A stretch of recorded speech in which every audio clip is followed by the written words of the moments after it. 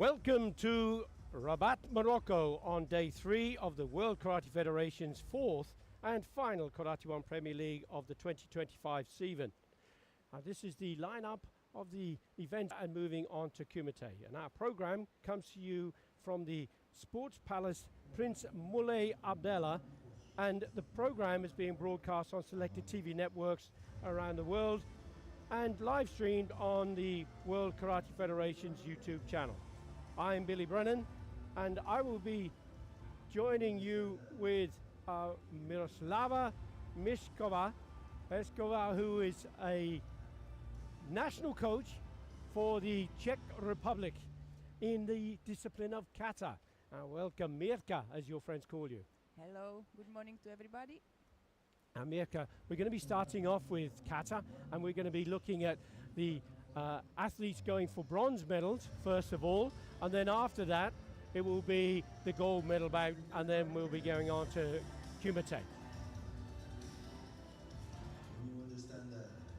Now, as far as you're concerned, your athletes are not in the bronze medal bouts or the gold medal bouts, but no doubt you will be very keen to see what's going on. And here we are looking behind the scenes, and this is for the video review which will be taking place for the Kumite events. And the mat that we see in front of us here, the tatami, as it's referred to as the language for karate, is Japanese. And in the kata discipline there is no rectangle, but when we get to Kumite you'll see 2 red rectangles, which is where the athletes will play. So Mirka, when you are getting yourself as an athlete, because you were a European medalist and you know what it's like to be on the tatami, or you're preparing your athletes to go to the tatami, what is going on when behind the scenes before they start to come out?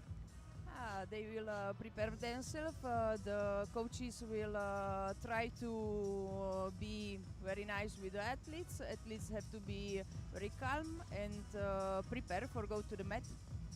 And as we see now, the athletes are getting ready. Aya Hesham of Egypt, she's going to be performing first. She's wearing the red colours, a world ranking of 33. And you see, she's just sort of flexing her muscles, just getting psychologically prepared. Is that what she's doing? I think that she closed maybe her eyes, and after she will prepare her mind, and she have to go to the mat to do her best. Okay. Choosing the right kata to perform is a bit of a challenge. You don't know who the opposition is until you get to the draw. How do you go about making your decisions? It is very hard to make your decision, but very nice point it is that everybody from there, they perform 5 kata, so they can choose now 1 kata which can they repeat. So I think that everybody choose their best kata. You cannot choose the last one, but I don't think that somebody make the best kata like last one. Yeah, and with the number of potential kata, 102 in the whole WKF list, there's a lot of katas to choose from. But I think it's fair to say that predominantly there's about 20 kata that is chosen at international level, isn't there? You choose the kata which is they have to like them, and the kata have to be a little bit popular for the referees, because when you choose something what nobody perform, it is still like risk, or they will like it because it is something new, or they will don't like it because they don't know kata, or they don't understand this kata.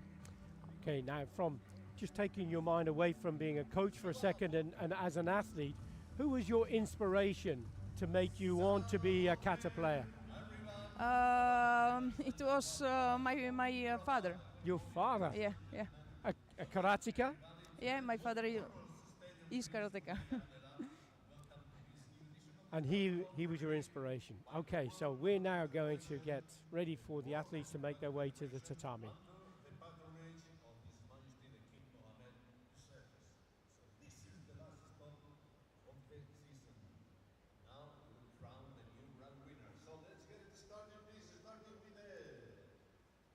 Female kata bronze medal match number 1. Female kata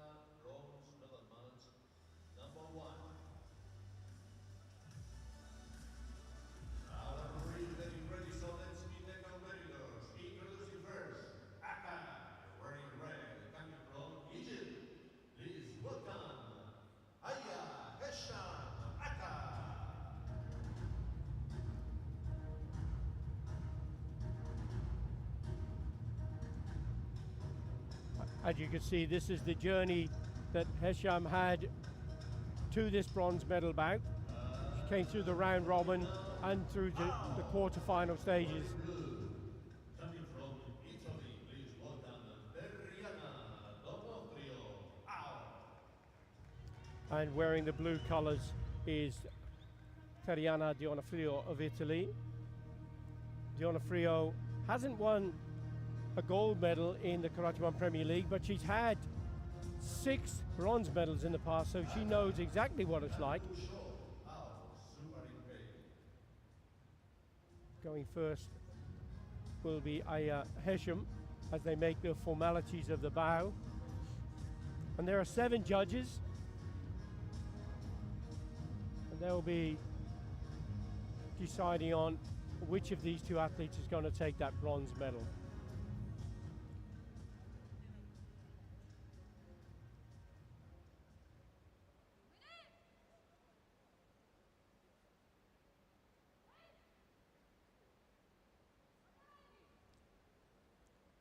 So the first kata chosen is Kankusho from Aya Hesham. And you're familiar with the kata Kankusho, Mirka? You know Kankusho as a kata? I know it. It's from Shotokan, and I think that it will be very nice performance from Aya, because the Egyptian kata team is very strong, and they have a really very nice athletic preparation, and very hard athletic preparation, because I saw some trainings, and it was very interesting and very hard. So I think that it will be very nice performance. And what other things would you say to look out for in this particular kata, Kankusho? You can watch the part which are very strong, the part which are very reactive.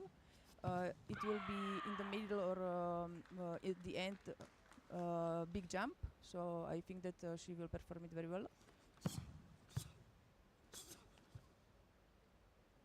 And the different stances during the kata, they have to be done in a particular way, don't they? The feet position have to be correct. Yeah. Stances have to be correct, technique have to be correct, but it is not problem for Egyptian team, because they are very strong. This part was very reactive from Aya. Now we prepare. She has nice balance, nice kick.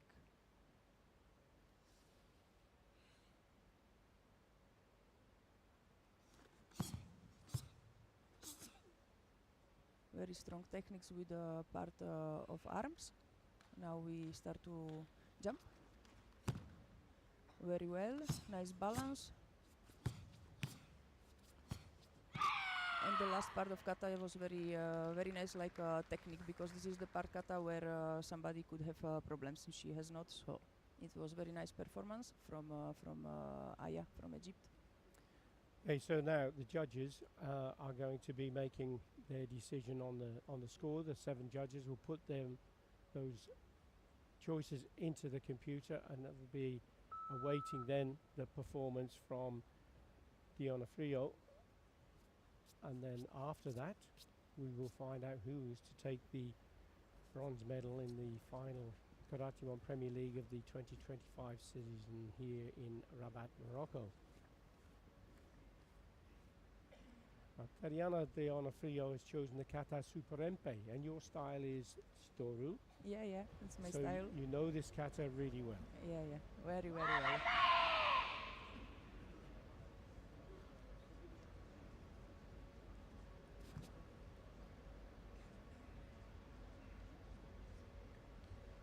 And you know the athlete, Dionofrio, you've watched her?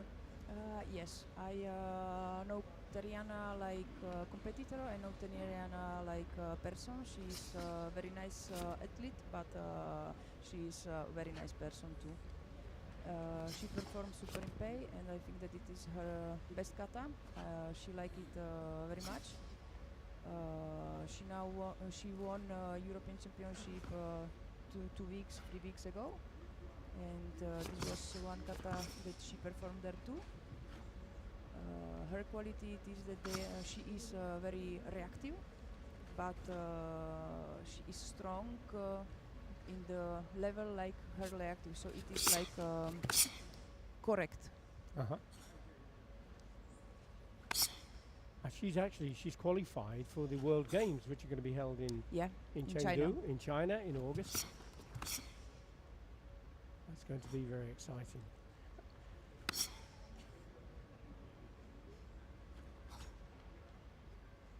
It's a much longer kata than the Kankusho we just saw.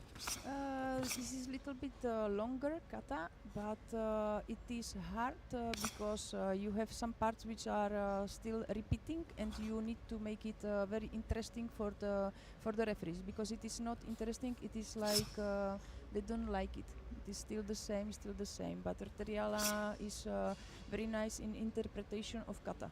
She has really big difference between the techniques which are strong, which are fast, and which are slow techniques. And she knows to give the face correct for every part of kata.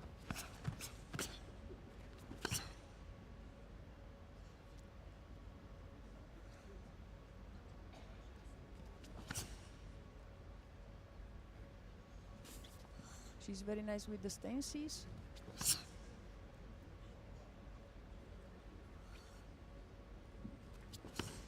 Quickly.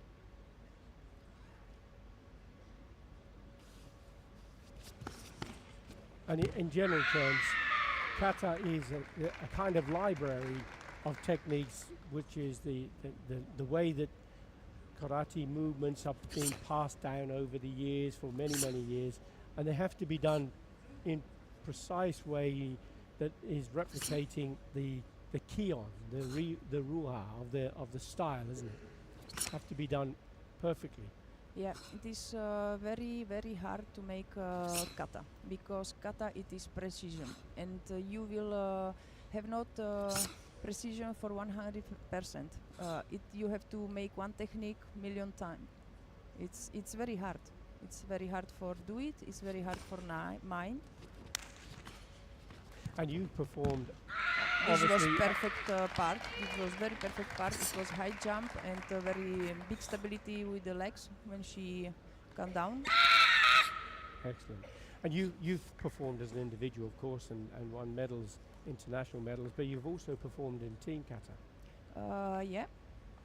Which is a different demand on you, isn't it? It is big different because when you make individual, you are alone on the tatami, and anything it's up to you.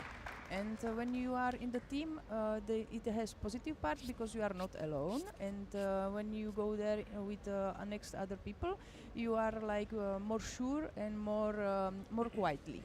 But it's not depend only from you, and it's depend from other people. Absolutely.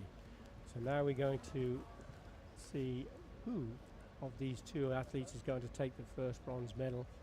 And here are the scores. Hesham 8-0, Diona Frio 7-8, 8-8-3. Diona Frio now takes the lead. 8-8-3, 8-1, 8-4, 8-1, 8-4, and it's looking very, very good for Diona Frio. Yes. 8-2, 8-5, a big score actually, isn't it? Big difference, 40.4, 41.9, and the bronze medal goes to Chiariana Diona Frio of Italy.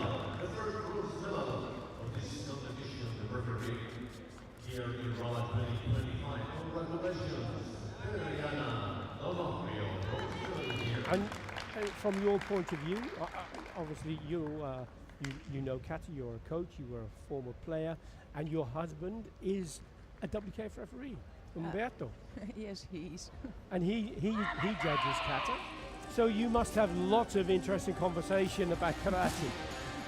We have a big conversation about karate, and not every time we are we think the same.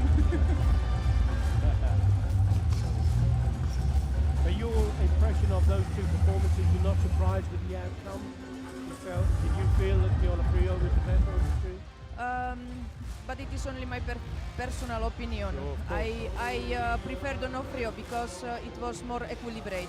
It was correct, fast, correct, slow movements, correct, strong, and the kata was very technique. So Excellent. We're going to get ready now for our second of the bronze medal bouts, and this is a match between Morocco, our home country, and the United States. This is Aya En Nesri of Morocco, and she'll be up against Sakura Kokomai of the United States.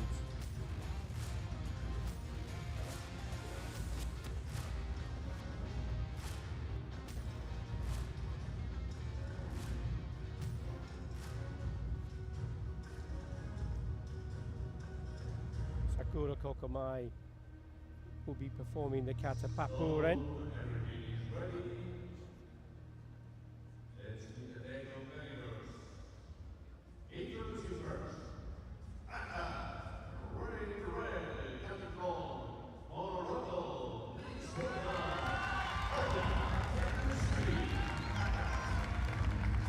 Aya En Nesri, he'll be performing the kata Ansu. She did compete in Paris, Hangzhou and Cairo, but she didn't take any medals on that occasion.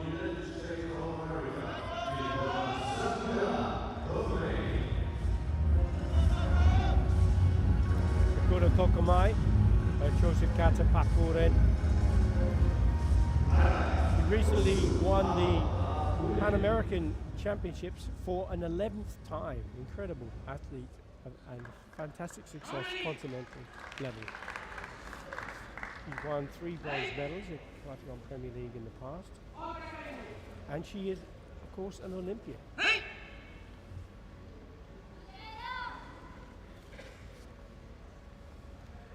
So, on paper, Sakura Kokomai would be perhaps the favourite of these two. So Ansu is another Shotokan choice of kata style. And you know the kata. yes, And what can we look out for in this particular performance? You will have many parts full of the reactivity and powder. After it will be at the end one difficult jump. So I'm very curious how she will make it. She is young competitor from Morocco, maybe the younger from 6 finalists, I think, because she has 25 years, if I don't make some mistakes. Yes, she's 25, that's right. Okay. And Kokomai is 32. Yeah, But, yeah. in kata, your career can be very long, can't it? Yeah. Kata is not important age. You can make it very long time, like Sandra Sanchez. Yes, incredible. It was really incredible. She was perfect. Whose film is going to be out on Netflix Yeah? later this year? Yes. Oh. Should be coming out in October. They've finished filming. And it's the story of Sandra Sanchez from grassroots through to Olympic champion. So that will be something to look forward to later this year. Sure. So that fast transitional movements we just saw.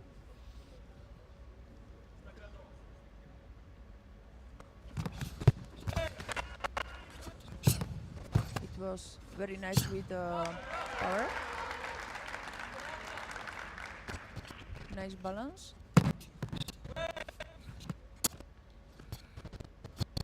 Very nice interpretation of the slow part.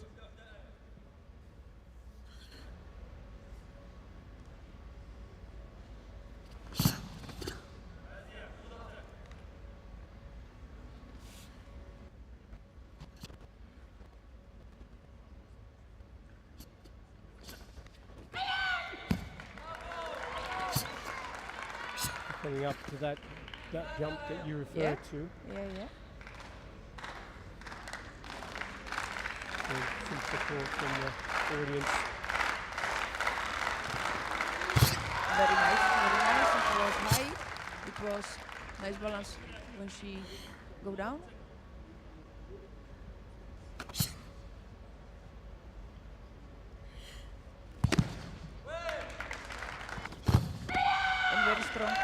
the end.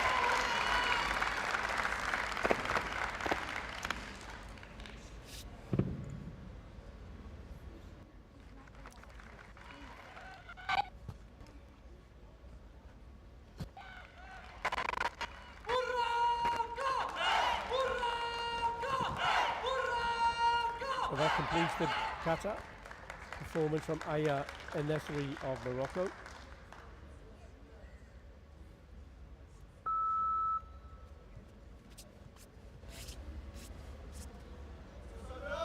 We'll wait. Sakura Kokomai.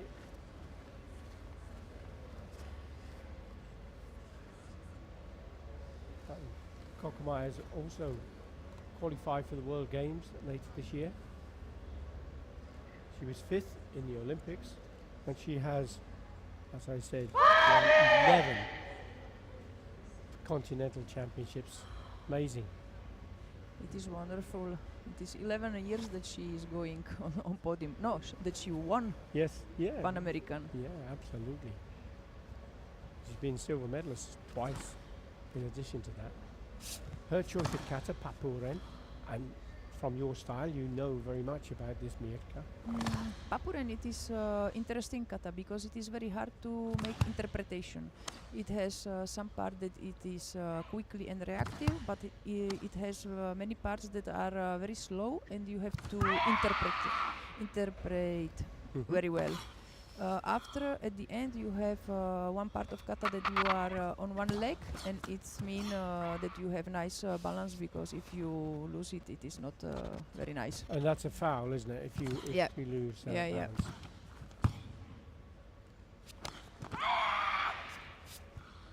Nice interpretation.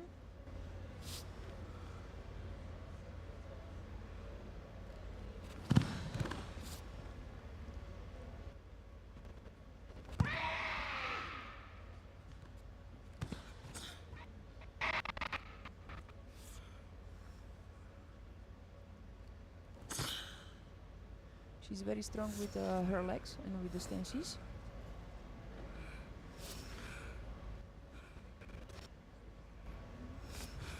She knows very well interpret kata.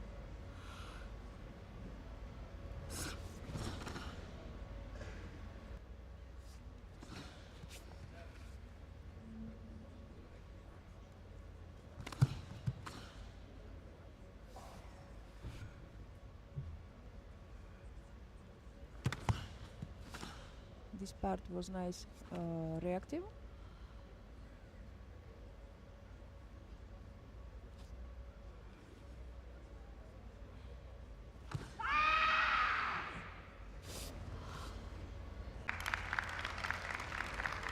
In this match, I am very curious who will win.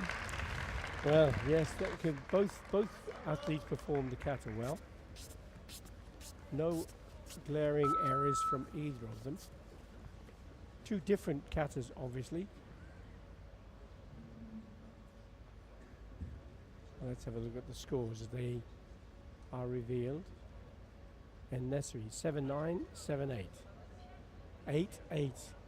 As you say, going to be close. 8-2, 8. 8-2, 8-2. 8-3, 8-4. Very little between this. 8-5, 8-5. My goodness. 8-5, 8-7. Has it been edged? And it has by Nesri by 0.1. 41-2 against 4. Gold medal match. Female kata gold medal match. We have here the very best of the best here.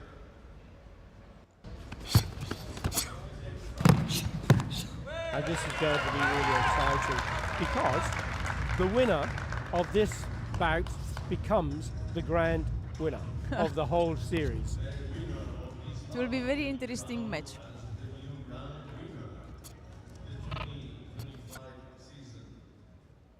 Look at the focus from It was Bambo excellent. Grace. It was excellent. Introducing first, Aka, wearing red, coming from Japan, number 2 of the Bronze standing, number 2 of the world ranking, gold medal in Paris, silver in Hangzhou and Hokkaido, silver medal at the last Asian Championships last week. Please welcome Ono Maho. and that's her journey to the gold medal and grand winner bout.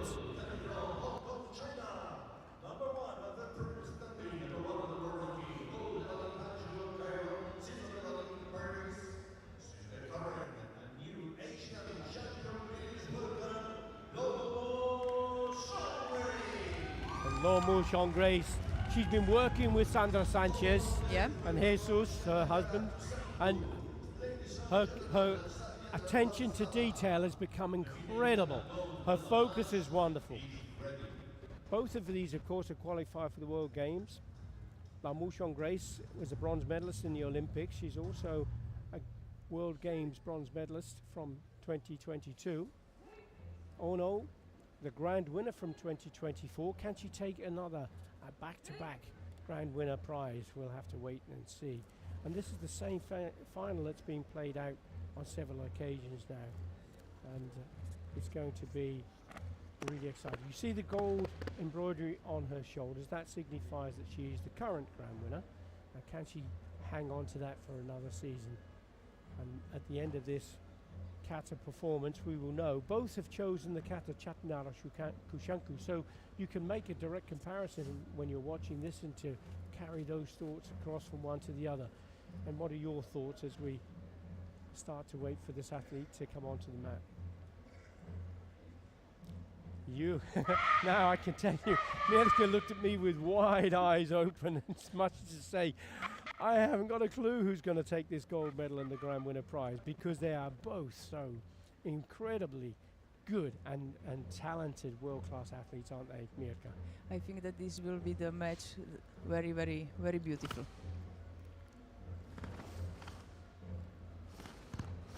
Chatnyara Kushanku, one of the most popular katas and made famous, of course, from Riku Usami, which is probably among the most watched videos of kata ever. Millions of views. But these two athletes are doing the kata justice. She make very well. She make very well. She's very quickly. She has nice stop on every technique, nice positions. It will be hard to decide.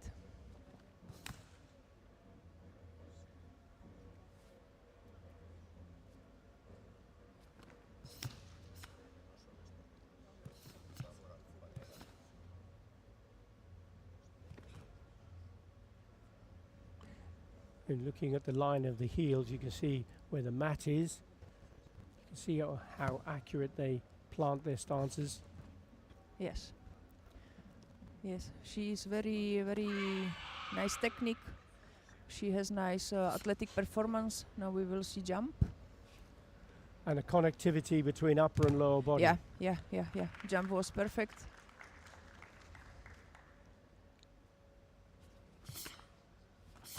Nice power.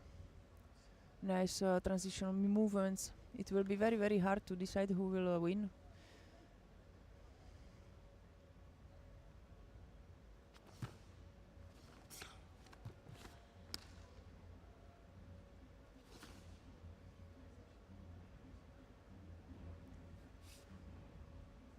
She's making very well on athletic part, but she still looks like that she doesn't work. She's like relaxed.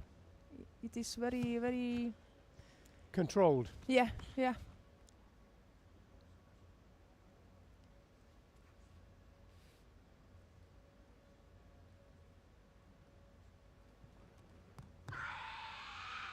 Very nice.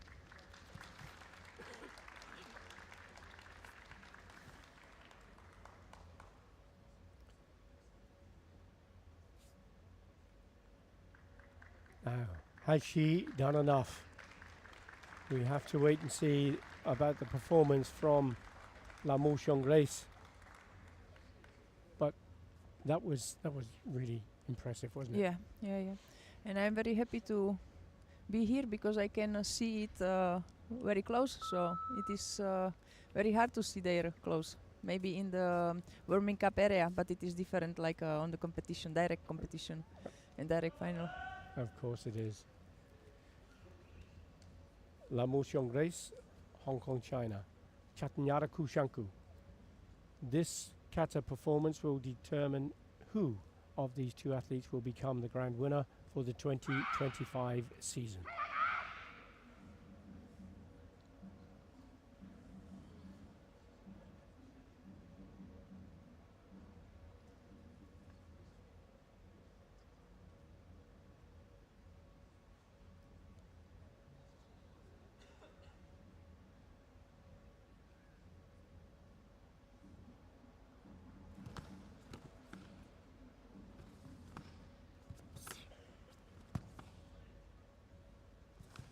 Very quickly. Excellent start. Very quickly.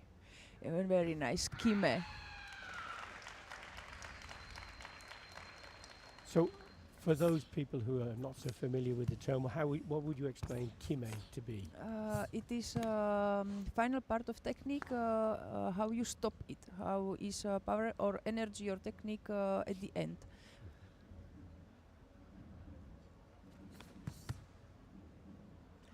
And the transitions, the movement from one technique to another, the stances, the correct breathing, all of these things are important to determine how well the performance of the kata is going to be perceived by the judges, isn't it? Yes, they are part of points where they have to look for decide who will win. But she's very, very, very fast and she has nice kime. And the correct movements of techniques with the upper part, with the stances. Now we'll see jump. And this is Excellent, excellent. superb. And this is a rerun of the match that was in the AKF final, in which case La Motion Grace came out as gold medalist against Ono Mahu's silver medal.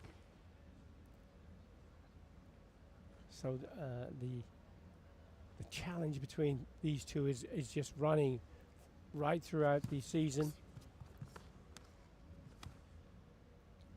Very nice part, a reactive part of kata.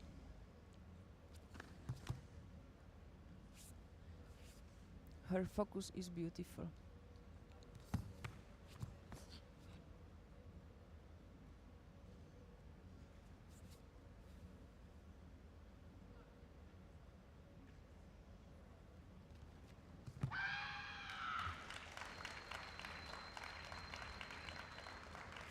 I don't want to be referee now. Well, I wonder what Umberto may be thinking. He's not one of the judges, but he might be thinking, obviously looking on. And you couldn't be anything but impressed with both of the performances. They're wonderful athletes. But we're going to find out in just a few moments what the scores are and who's going to take the gold medal and, more importantly, the grand winner prize.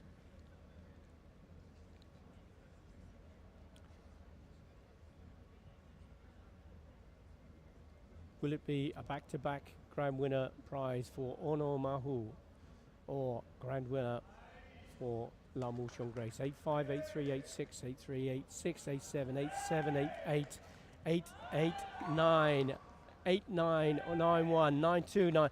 43.9 against 43.6. Wow.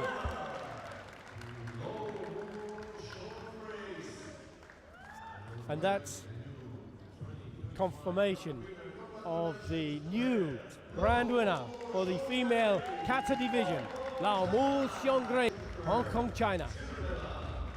Brilliant. And as you say, that she looked so sharp all the way through, from start to finish. She was so focused and effortless going through that kata, wasn't she, Mirka? Yes, she was wonderful. There's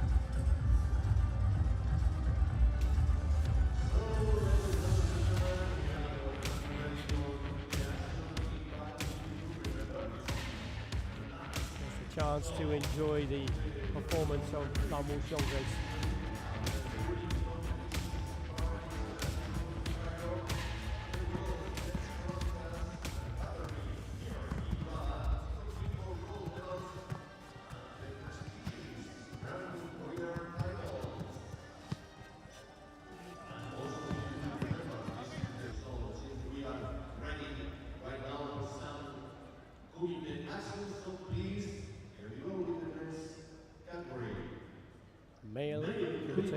60. 60 kilograms, bronze medal match number 1.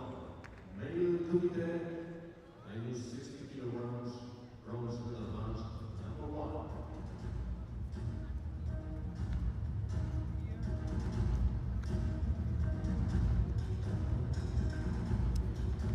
So as the 4 judges and the referee make their way to the center area, the athletes will be coming out in just a moment.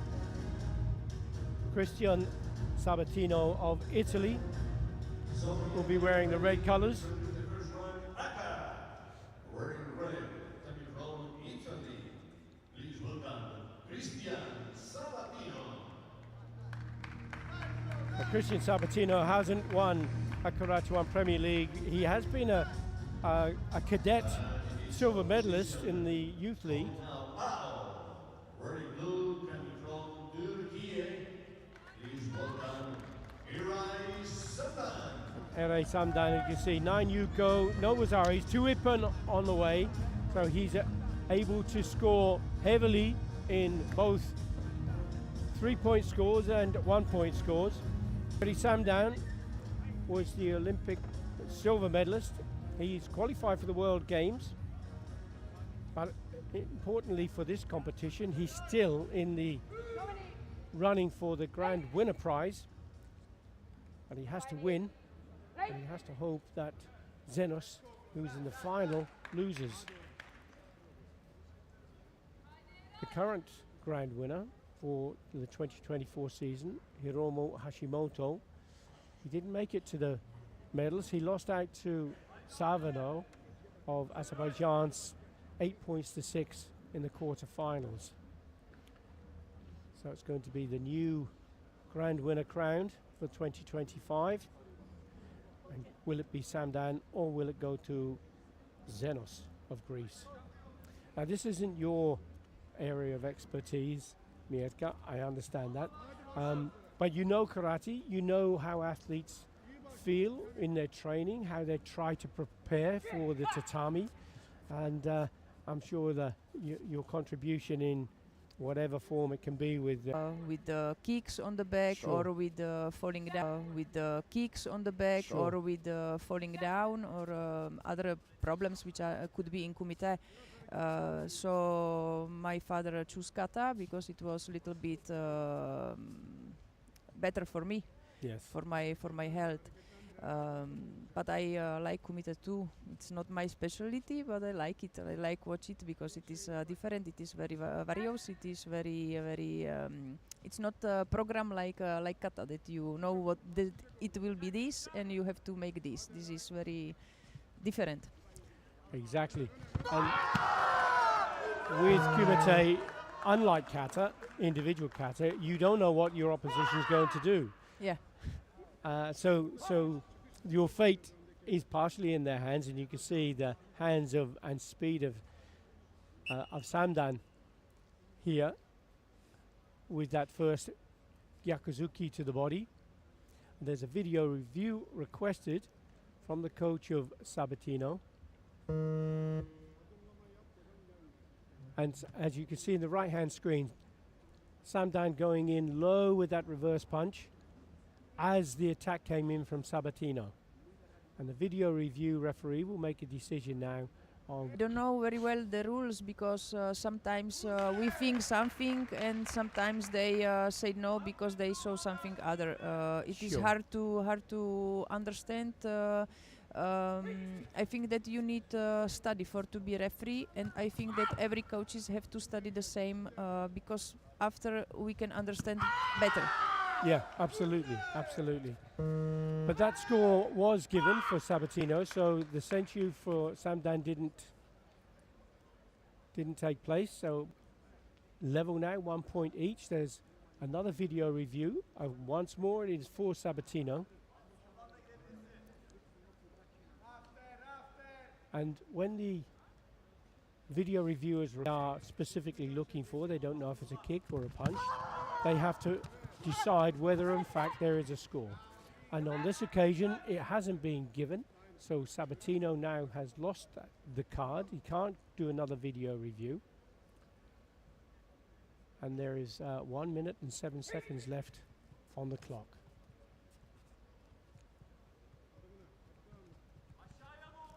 But as a coach, whether it's Kumite or kata, you must be nervous. You've done all. This was perfect. Oh, there you go. And you tell me you don't know about Kumite. You know about that kick. It was fantastic, wasn't it? Uramawashi from Samdan, as the kick came up there. No need for a video review. And this time he does get the senchu. 4 points to 1 now. He leads.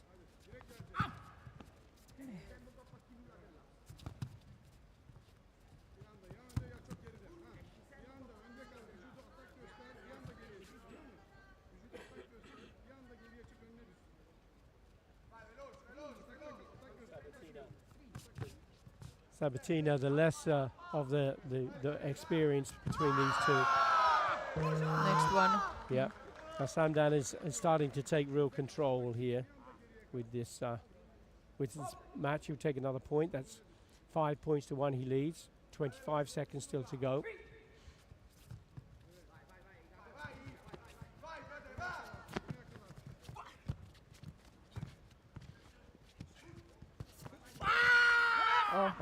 Quite clever movements around the area, but he did go off the tatami, so he'll lose the senchu.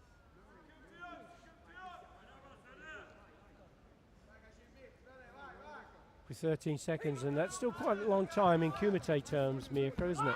I know, because I was like surprised on European Championship last year when a Slovak girl in 5 seconds make 5 points or 6 points.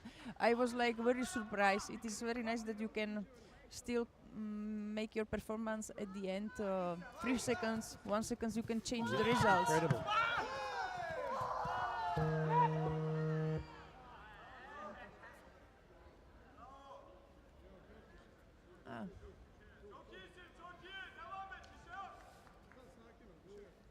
Sabatino obviously gone down to the mat.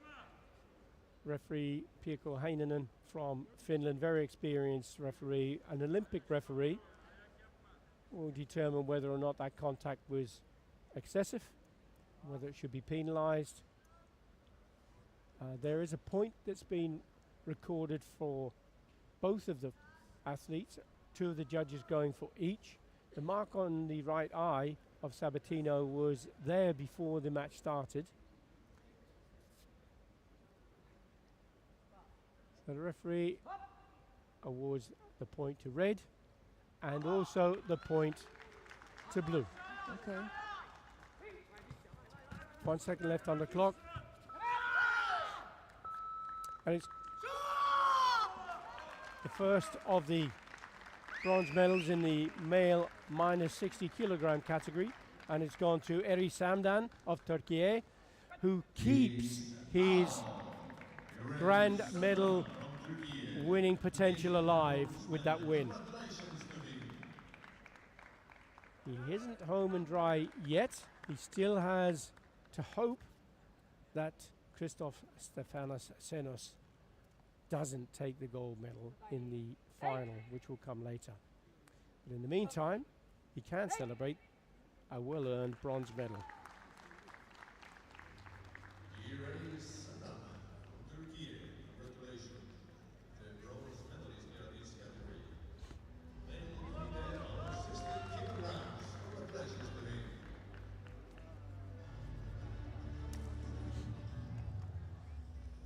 Kata or Kumite, when the athlete comes off and they have won, that's a great moment between coach and athlete, isn't it? Yeah.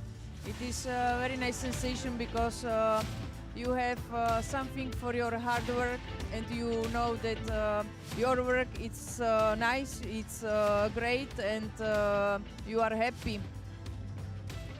And it's a team effort, isn't it? It's not the athlete can't do everything on their own, and the coach can't make things happen. You have to work together, don't you? Yeah. You have to work together. You have to have nice feeling to be with the athletes. Athletes have to have a nice feeling to be with you, because if it is not, it cannot be okay on the mat.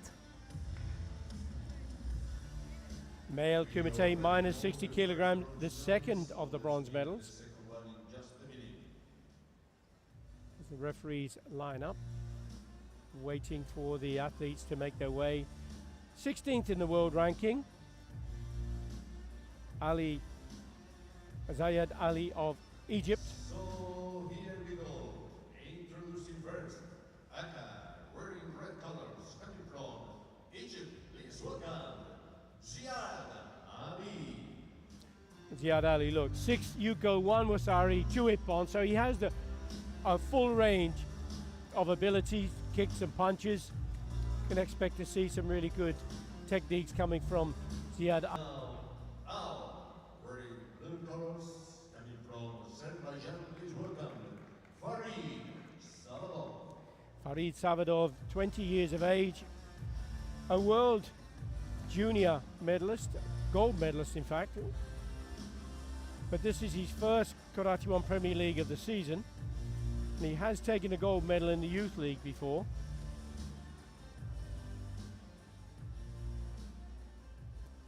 And Savadov was the one, as I said earlier, who defeated Hashimoto from Japan, the grand winner from 2024. Referee for the bout, Peter Bibi, member of the European Referee Commission, very experienced referee. 3-minute bout, and we'll see how the first few seconds of the Kumite match, Mirka, the athletes are testing each other. They're deciding who should attack, should I go.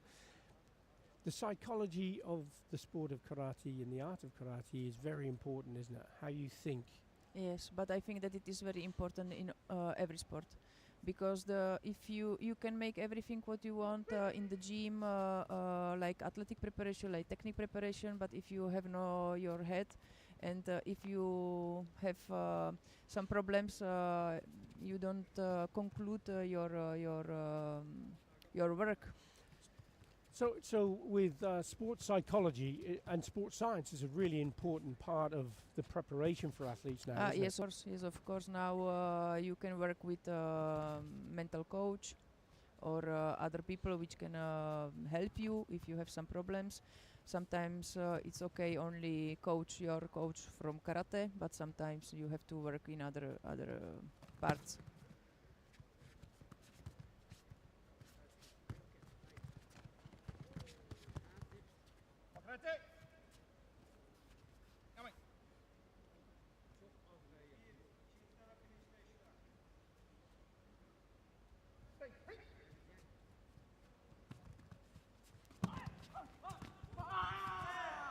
Both the athletes moving around the area quite quick, as you would expect from the lighter weights, the minus 60 kilogram categories.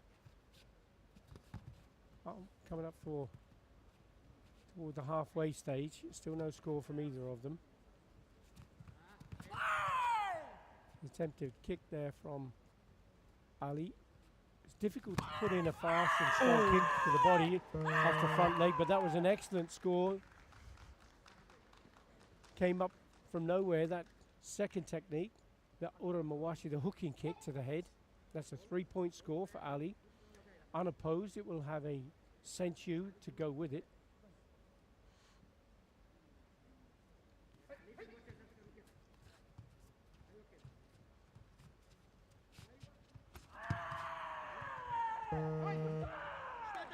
I like when they are using the legs. Yes, because it is more nice to see, like only punch. Yes, and harder to do, of course. Yeah. Much harder to do. Yeah. But it's very dynamic, isn't it?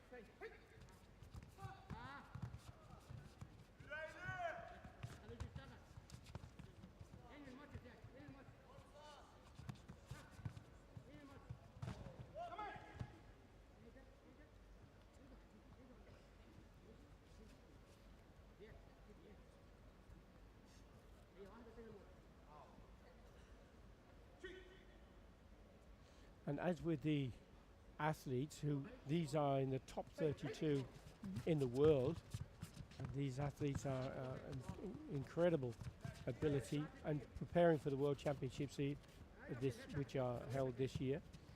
The referees also are among the best in the world, and they have to be as consistent as the athletes in their performance, don't they? Yes. There must be a challenge for you with Umberto and yourself. Who goes to what competitions? Can you both go? Can you not go?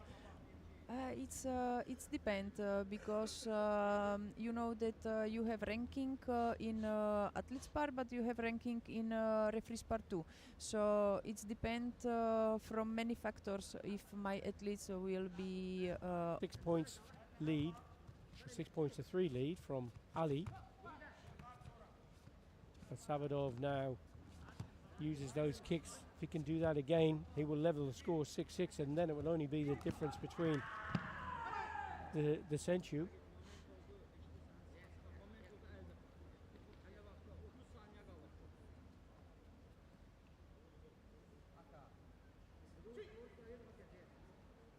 And that's the first yellow warning for Ali for stepping off the area, Jogai.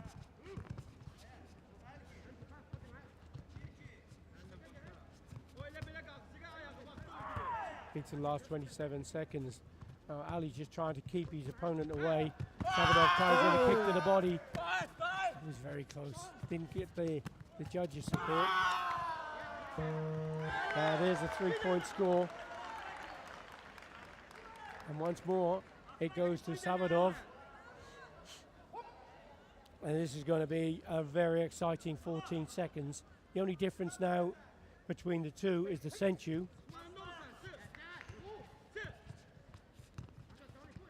Savadov must take at least 1 point or force an error against Ali.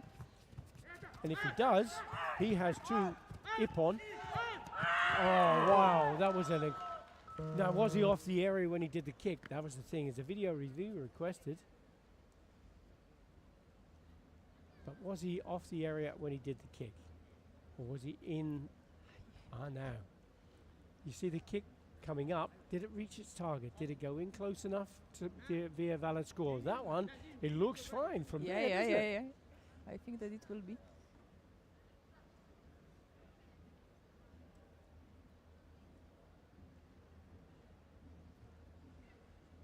With just another chance to see and hooking back onto the head, and he was still on the tatami as the kick was delivered. The back foot is still in but it is on maybe the red. out of the time. And the time on the clock you see is white. But that's the question. Is the kick delivered when the clock was still red, or was it white? And that's going to be the interesting one. It's red as you see the kick come up, and it's white there. Mm-hmm. So nothing. Technology, we see this so many times now. The scoreboard is really important. It changes color from red to white when it's 0. If there's a fraction of a second left, 0.2 of a second, it can stay there.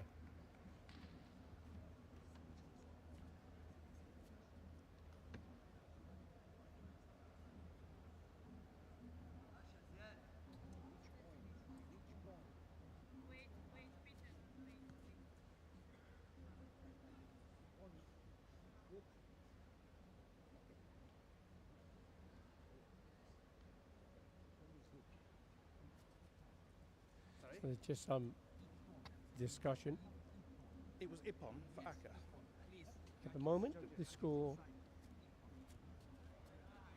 Now, whether there was a question about the result or not, we'll determine in just a second. And that's the formal notification that the win has gone to Zayed Ali. No.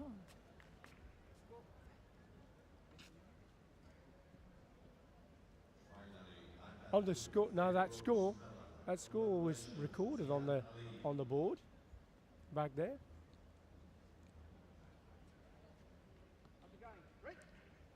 And that's a formal bang.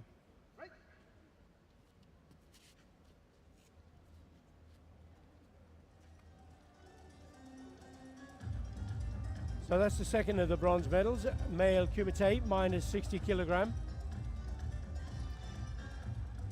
Gold next. and it will be between Christos Stefanos Senos and Surya Sotne of Georgia. Alicia, congratulations to him. Gold medal match. Gold medal match.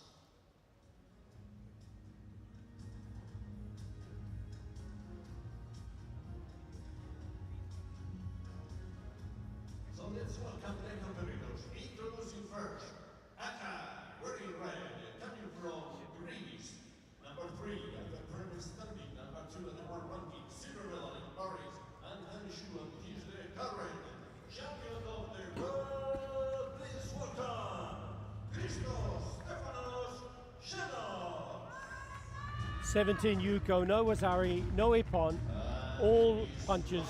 Today, wearing blue, coming from Georgia, number 45 at the World Ranking, bronze medal at Series A in TBC in January. This is his first final at this level. Please welcome, Sonia Sonia. Ladies and gentlemen, the main candidate at the 60 kilograms gold medal match is ready. Sordia hasn't won at Karate1 Premier League level. He has been a bronze medalist in the A series.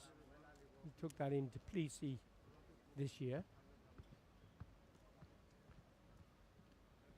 Senos has qualified for the World Games later this year. He's the current world champion.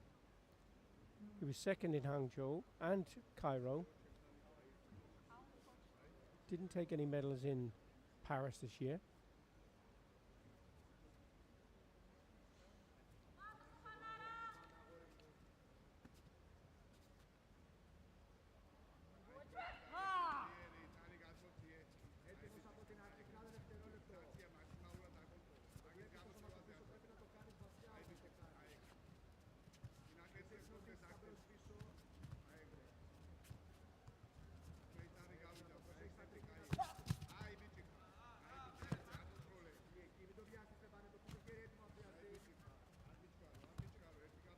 Zenos putting his opponent under pressure.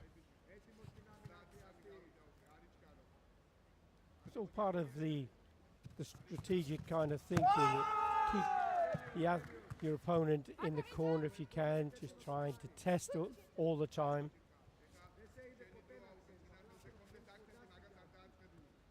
Is there any gamesmanship for kata players? Are they thinking, how can they intimidate their opponent, or do they only think about themselves and the way they perform, do you feel? But it depends, because I know that some athletes, maybe when they are waiting, go to the match, they are trying to be more fast, more quickly, more something like so. So they are making like pressure to the opponent, which is maybe watching, maybe not. Yeah, so gamesmanship is always evident. That's the first point, and it's gone to Sodia of Georgia with that Yuko score and the Senchu advantage.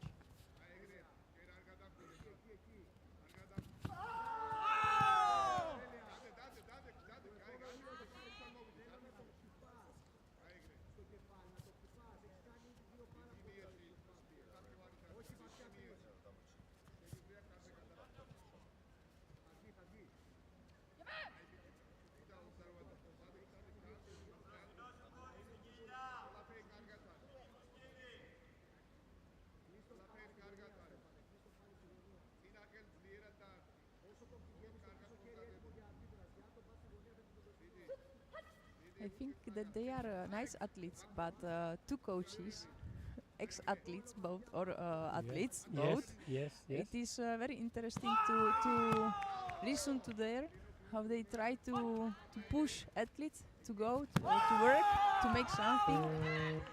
Very much so. Zenos gets himself on the scoreboard.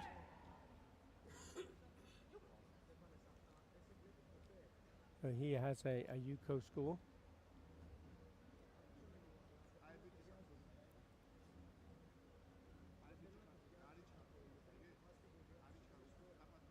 Now the video review from Sodia. the coaches put in that request, and the coach, as you referred to, is a former athlete, and what an athlete he is. Two-time world champion, Gogita Akania, who's also an Olympian. What a great talent to have in having your back as an athlete. Somebody with such fantastic. It is very nice credentials. to see the people that they continue, or like referees or like coaches, but it is very nice that people don't stop only with the competitors' career, but they go and they try to help, or on the one part like coaches to athletes, or like referees. But it is very, very nice and very important for karate, I think. Indeed. That kick round the back from Sordia was being contested, and now we have no video review request from Sordia any longer. There was a punch over the top, but this time didn't need a video review. The score has gone in.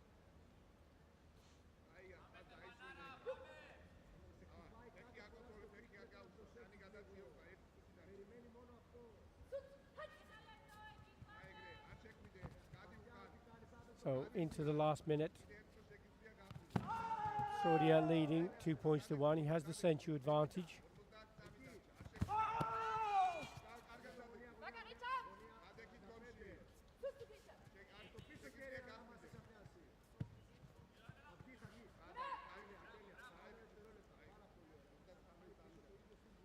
He steps off the mat, gets himself a yellow warning for a jogai. Don't have that problem in kata, do you? You can I can go everywhere. wherever you like.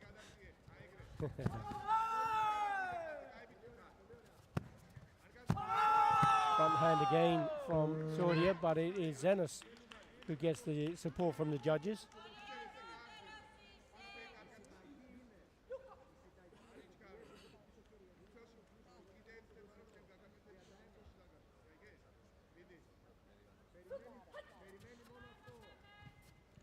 Into the last 30 seconds, 2-2. The difference being the Senchu held by Sordia in the blue. Takes another jogai. It'll be a third yellow card. You can't afford to do that in the last 15 seconds, because he would lose the Senchu, and then it would be down to a Hante decision from the judges. So there'll be more pressure being brought to bear from Zenos to either force the error or to score a point. That's a classic counter, and what a good counter it was from Sordia. He'll get the point, and there will be a video review request to consider whether or not Zenos will also score. Now he can score if it's at the same time or if it's first, but he wouldn't be able to score if it was after the point from Sordia. So we're looking at red. Yes, as you say, Mirka, is past the face, so it's missed the target. Yes. And I don't think you would be inclined to give that as a score, would you?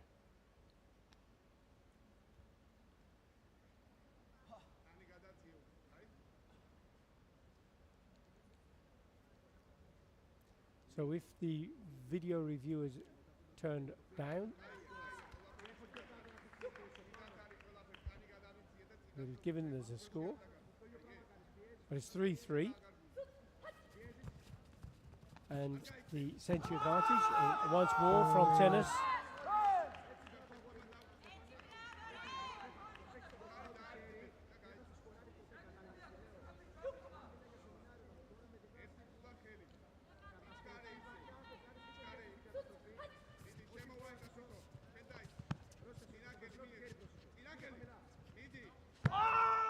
Sordia trying to put his man under pressure. 5 seconds left on the clock.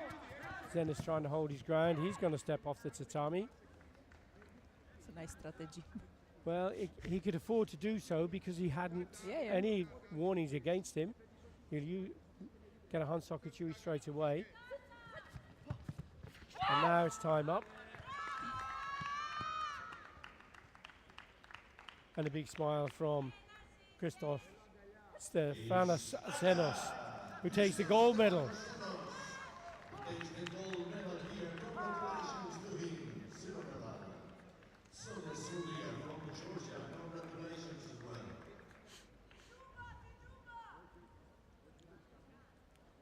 They're very, very fast moving around at minus 60 kilogram.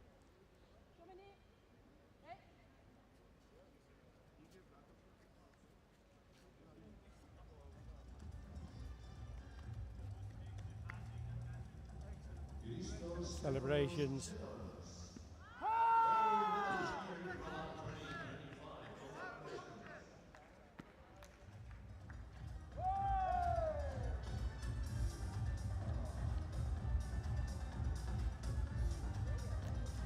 Into the arms of your brother, that's pretty good, isn't it? What a team.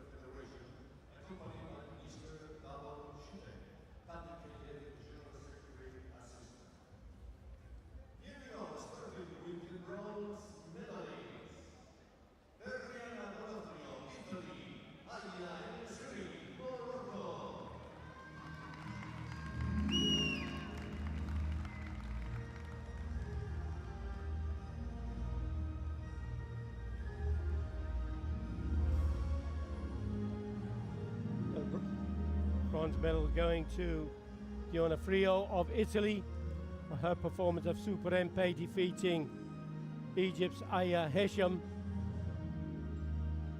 And the second bronze medal going to Aya En Nesri of Morocco, with that very tight margin, defeating Sakura Kokomai. Amazing, wasn't it?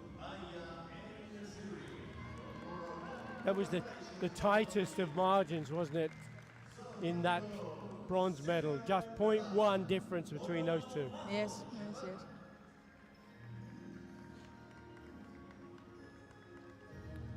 Silver medal going to Ono Mahu of Japan, 43.6 she scored for her performance of Chatnara Kushanku.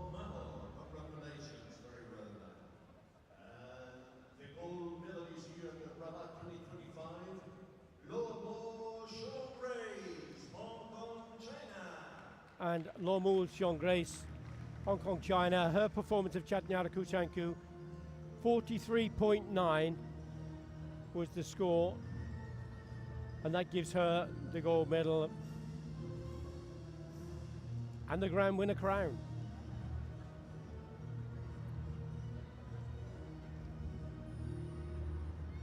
So amazing, so let's have a lovely picture all together with the authorities.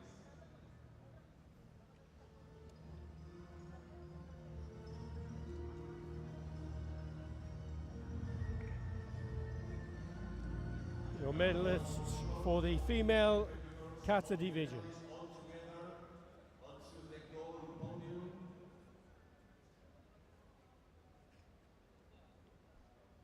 And you know, ladies and gentlemen, these are the medalists here at the Karate1 Premier League.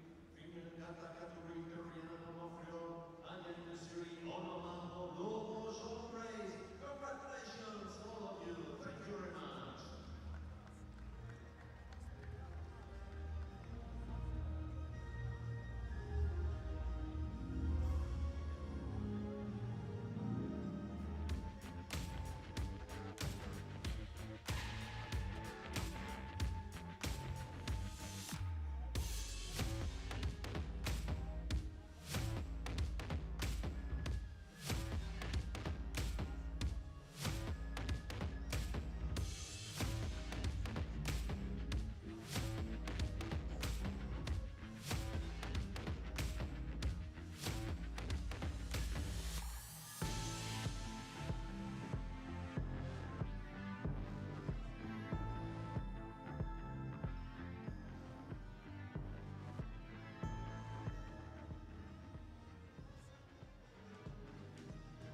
Moving on to the second of our medal award ceremony for the male minus 60 kilogram division. Ladies and gentlemen, it's time for another medal ceremony. So, let's welcome once again with a huge applause the medalists of the male committee minus 60 kilograms category.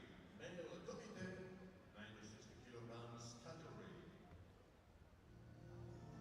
There we go, all the four medalists, and the awards will be presented by Mr. Antonio Espinos, President of the World Karate Federation.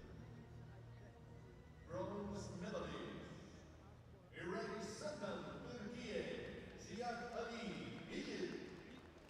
Eri Samdan settling for the bronze medal in the last of the Karate1 Premier Leagues this season, but he does take the grand winner prize.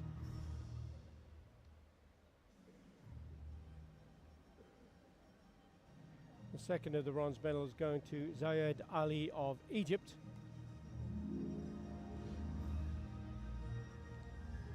Here we have all smiles, Irai Satan, Turkey, and right now, Ziad Ali from Egypt. Congratulations to both of you. Silver medal, Sodne, Serbia, Georgia. And Sodne Sordia takes the silver medal, just narrowly missing out. Very intense match in the final with Christos Stefanos Tsenos of Greece. Sodne, Serbia, congratulations. And gold medalist here in Rabat 2025, Christos Stefanos Chelos, Greece. All smiles, receiving his medal from the president of World Karate Federation, Mr. Antonio Espinos. Christos Stefanos Chelos, congratulations to him.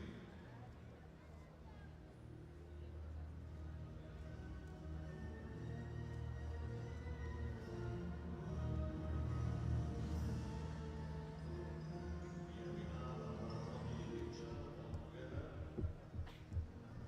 with Mr. Antonio Espinos. Now let's take one more shot with all the competitors together onto the gold podium.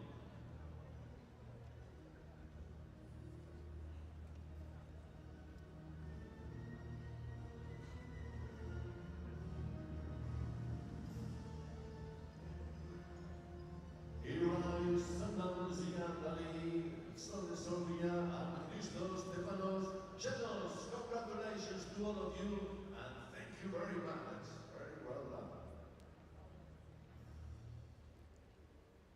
Great moment on the podium when all of your athletes come together. Just a chance to have a look at some of the action from that match. There's that fabulous hooking kick from Tsenos. As you were saying, Mirka, the kicking technique and kicking ability is incredible, isn't it? Yes, yes, it is very, very nice to see.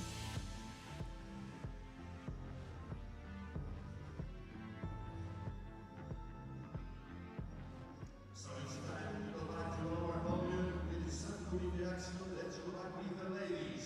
Female committee, minus 50 kilograms, bronze medal match number 1. Female committee, minus 50 kilograms, bronze medal match number 1. And this is a match between Ukraine and France. Our tatami is multi-purpose rings, Murray Abdullah Stadium.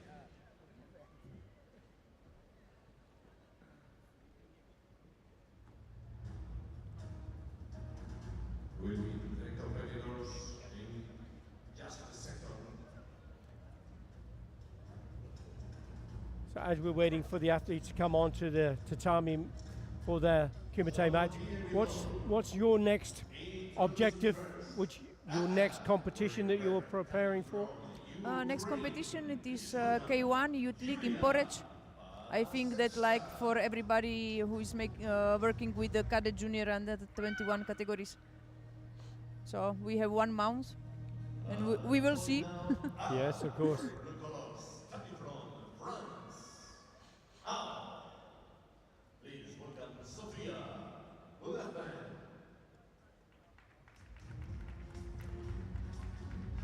Amina Perfetto of Italy, the first Premier League final will be coming up later. Yulia Paliansiewska, who is from the Ukraine, wearing the red colours.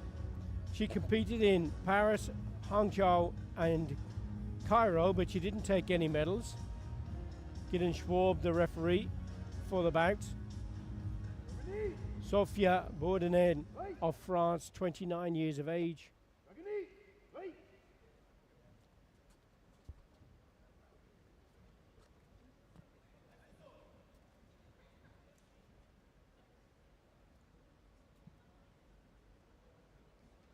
So neither of these athletes have won at Karate1 Premier League. Although Bourdonnais has taken 2 bronze medals in the past.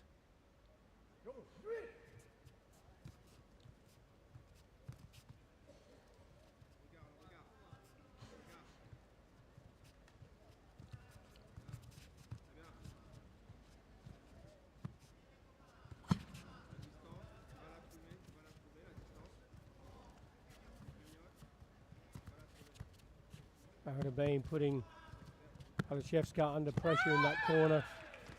Paliansiewska though came back with a counter punch. That was really impressive, wasn't it? She got herself into a corner. She lulled her opponent into a false sense of security and then put in that Zuki, that punch, to score her point.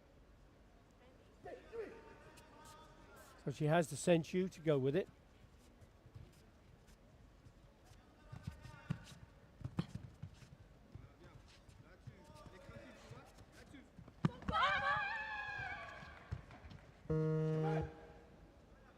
Video review requested from the coach of Paliansiewska.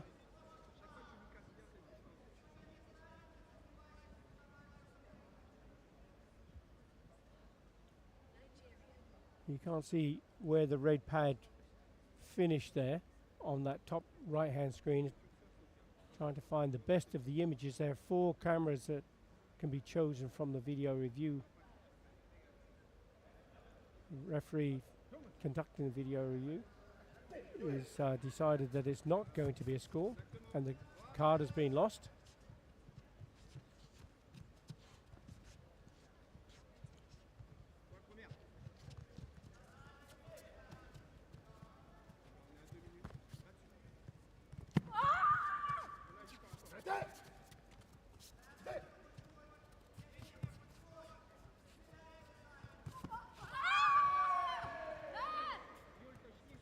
Paliansiewska trying to rely on that counter punch.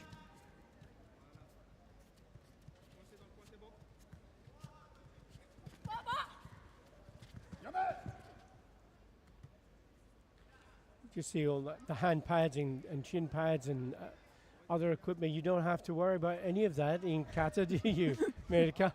No, we have nothing like so. And the gis are different as well, aren't they?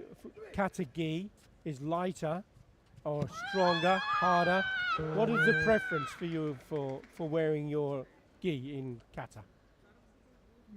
What, heavy gi or lightweight gi? No, heavy. Heavy. I make So you get kata more, so heavy. make it strong, Yeah, make it snap, yes. It's very different in kumite. They usually wear very lightweight gi, so you can be very flexible.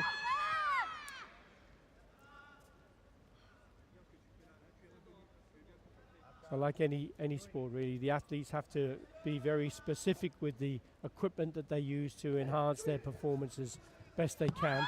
Front hand punch from Paliansiewska. Not quite there. Good movement around the tatami though.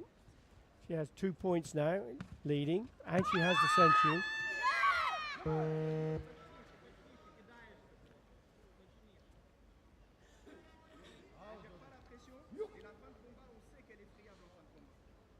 They like these categories, under 50, under 60, because they are quickly. They are working, they are moving, they are changing the positions.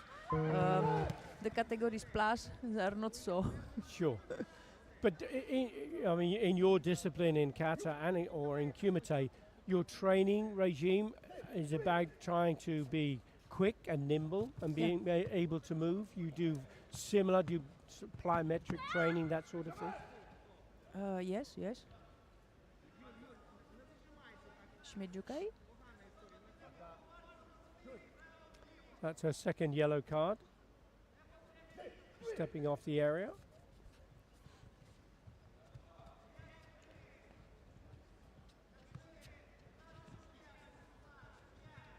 Which category do you prefer from kumite?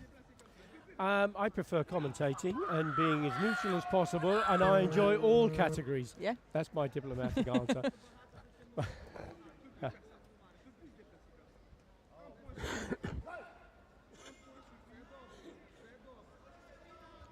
But in all honesty, all categories have their pros and cons, so to speak. The bigger, the heavier the weights, they're very, very powerful. But they're also incredibly flexible. Yeah. Because the training demanded is just as strong whether you're lightweight or heavyweight.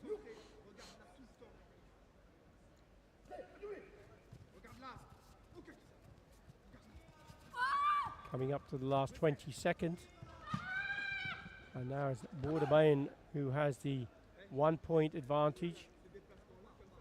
Now Palashevska has to score at least 1 point, and then she could bring that senchu into play into the last 14 seconds now. Bordabayan does have the lead, but she has to be careful that she doesn't fall foul of the rules.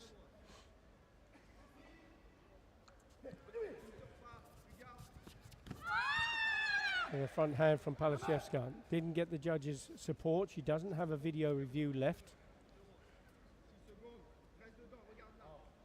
It's going to be penalised by the man. She'll receive a warning for that. Hansaka much better this time, Palashevska. She didn't give up, did she? She kept going. We've still got 4 seconds on the clock. She'll get another point.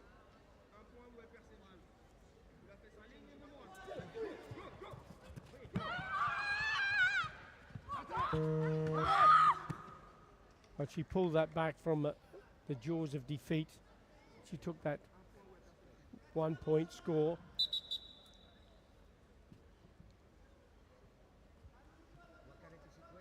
No, before. This was the check. And there's a video review requested from the coach of Bordabayan.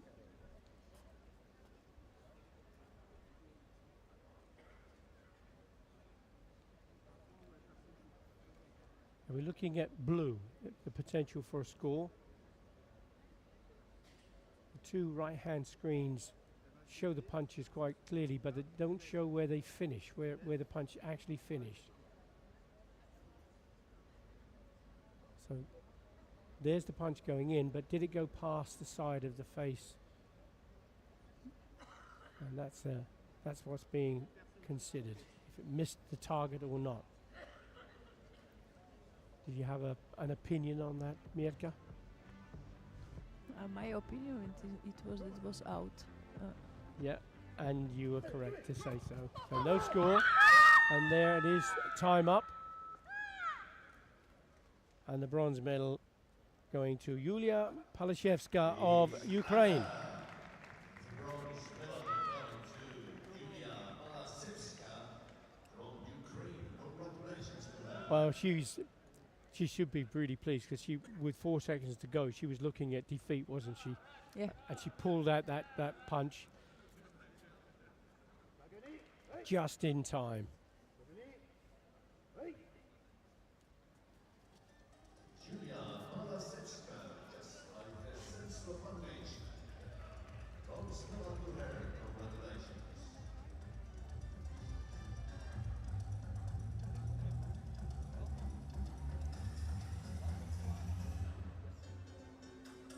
And we see the celebrations once again after the bout when you're a success. But How, as a coach, do you cope with your athlete when they've lost?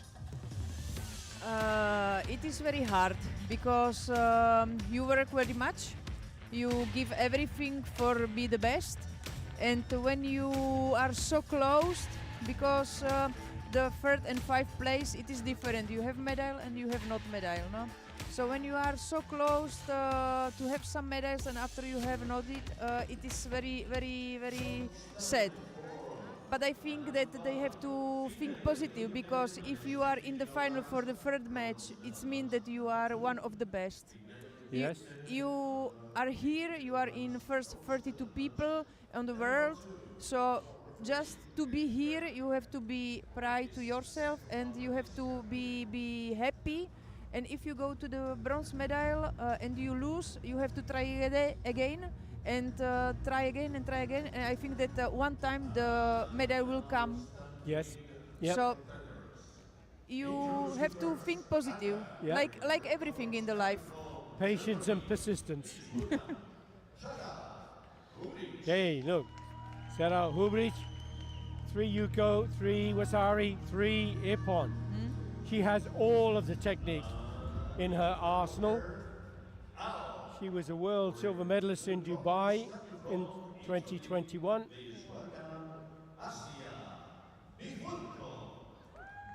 Asia Bifulco from Italy hasn't won at world or continental level. She's taken 2 gold medals as a junior in the youth league. She has competed in Cairo, but she didn't take any medals on that occasion. Just 18 years of age, coming up from the junior ranks into the seniors is not an easy thing to do, is it? Medina Fariba Madani, the referee for the bout. Fariba, an Olympic referee, also a member of the World Referee Commission.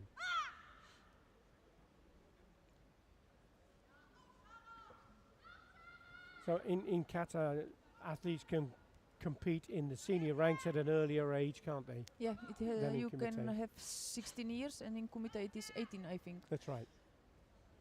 But that transition from junior to senior, like in Kumite, is difficult, isn't it? Yeah, Because you might yeah. be the best in the juniors and then suddenly not so much in the seniors, or you can come into the seniors and completely take control. It's difficult to know what's going to happen, isn't it? Yeah, but it is important to participate. If you are junior and you have to chance to be here, come here, because you will. It will be big experience for you, and maybe it will go perfect, maybe not, but it is still your experience which help you in the future. So I think that everybody who has possibility to come, it's nice to come. Whether that is going to be a score in this video review because of Bifulco trying to get a 2-point score, but it has been rejected. Not a valid score.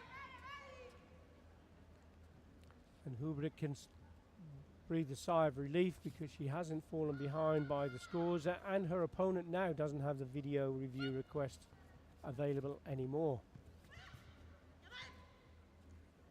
Hubrick's going off the tatami. She'll get a warning yellow card for that.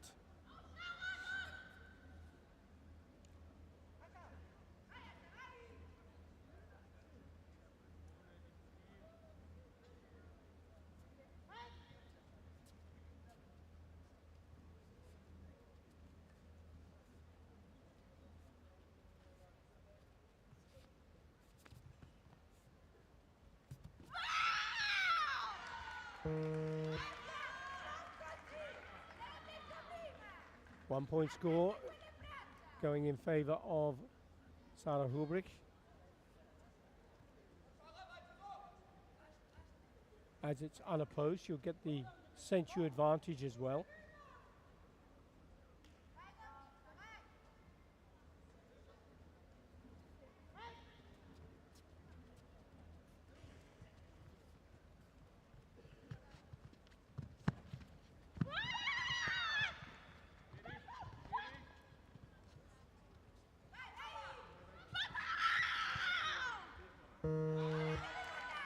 And that's a 4 of the judges have going for that 1 point score, extending her lead. There's still only a third of the way through the bout.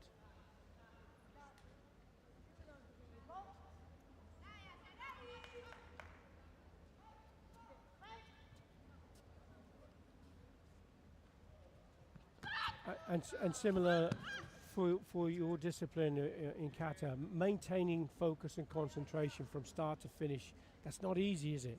No, it's not easy.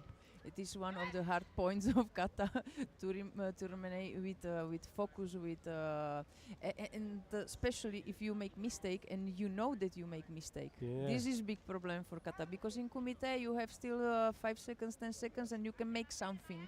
But when you know that you make big mistake in kata, it is difficult to win the match. Yes, So yeah. remain in concentration, remain to make the best with the knowledge that 90% you will lose. It is not simple.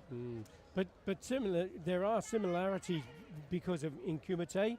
If you make a mistake, if you get caught with a kick or a technique and you're losing and the time is disappearing, your frustration, your concern is obviously going to be equally as difficult to cope with. And then maybe you have some hope because you're doing another part of your performance is going really, really well. But yes, but in kumite you have the coach that can help you. So if you have some problem, the coach could say something or make something to make your to change your mindset. Yeah. In kata, you are sitting there, you don't do nothing, you can only breathe and hope that it will be okay.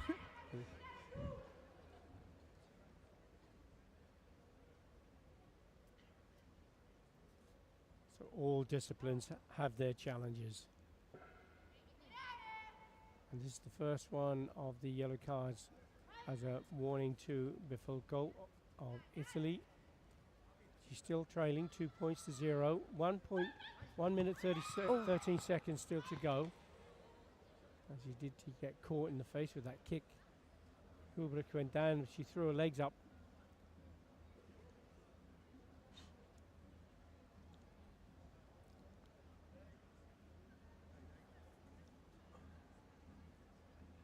The referee just going to check to see if she's okay, or making any judgment if indeed she needs to at all.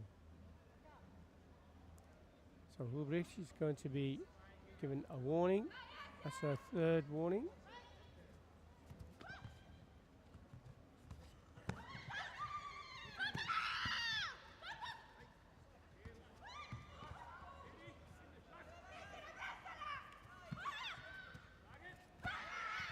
Oh, in the graphic on screen, you can see Hubrick has 3 of the yellow cards. She actually has 4, so she can't fall foul of the rules at all again, because she could lose the bout with a hansoku.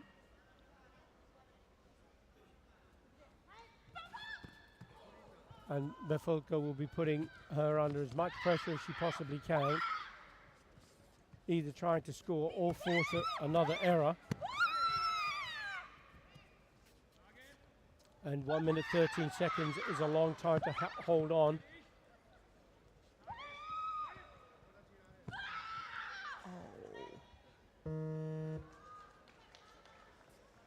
Well, the judges have gone for the score from the punch from Hubrick. And Bifulco is reacting as though the punch was too hard. Have to wait and see what the referee decides to give the score.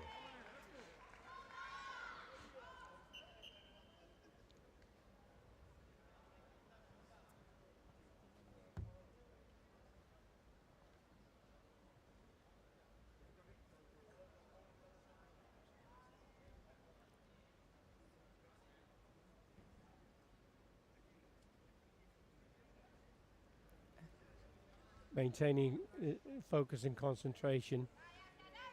Bifulco just going to the coach, having her number removed. Tries that Chudan kick to the body. No card to call it as a video review request. Hubrick trying to stay into the center of the tatami as possibly can. Into the last 15 seconds we go. Bifolko pushing as much pressure as she possibly can on her German opponent.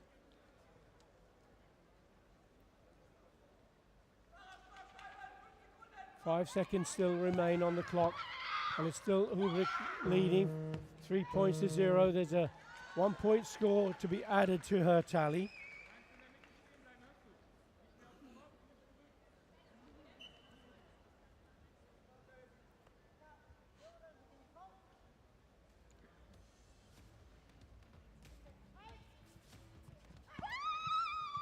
Coming into the last second, and time is up, and a very well-earned win indeed from Shadow Hubrick of Germany.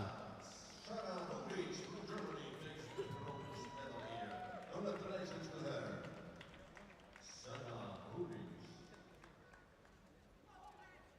Well, she did well, in fact, didn't she, to hold on. She was on her 4th yellow card warning. She couldn't step off the mat. She couldn't fall foul of the rules.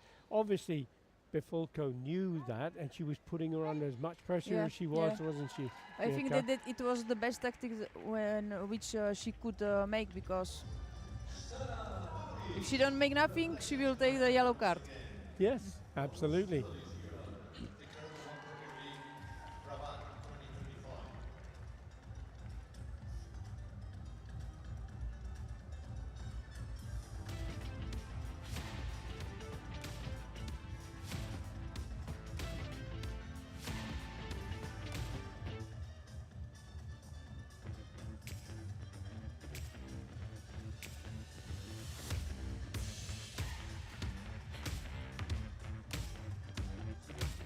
So going down is the female committee, minus 50 kilograms, gold medal match. Female committee, under 50 kilograms, gold medal match. Minus 50 kilogram. Gold medal between Greece and Italy. And for Christina Triada Papa of Greece, this is her first international final at senior level. A lot of pressure on her, isn't there? A lot of expectation. She's up against Ermina Perfetto of Italy. Here we go. We are ready. Introduce And this is her first final as well. Yeah. coming from Greece, number 47 on the world ranking. What a surprise here of this youngster. This is her first final at international level, so please welcome Christina Triada Papa. Christina Triada Papa. Wearing blue, coming from Italy, number 9, February standing, number 9, number 6 on the world ranking, bronze medal in Hangzhou, silver medal at the last European Championships, silver medalist at the last World Championships. Please welcome Erminia Perfetto. Erminia Perfetto 50 kilograms. has qualified for the World Games. Ready.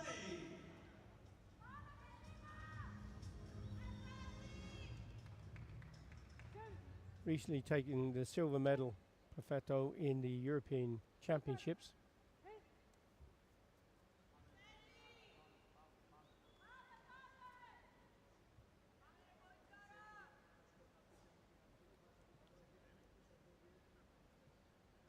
Gold medal in the Youth League from Papa. And silver medal as a cadet in the Continental Championships. But her first hope for a medal in a final at a Karate1 Premier League.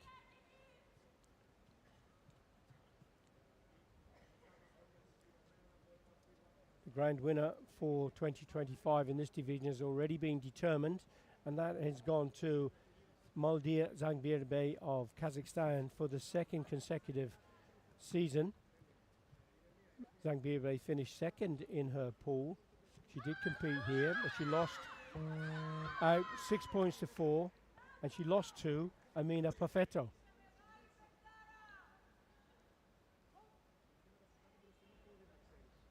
So that in itself for Perfetto is an excellent result to defeat a grand winner, double grand winner. But she's trailing in terms of being able to get a point at the moment. And now she's happy. Both of the athletes have scored 1 point, 2 judges going for each of them. Must be a minimum of 2 judges agree to give a score.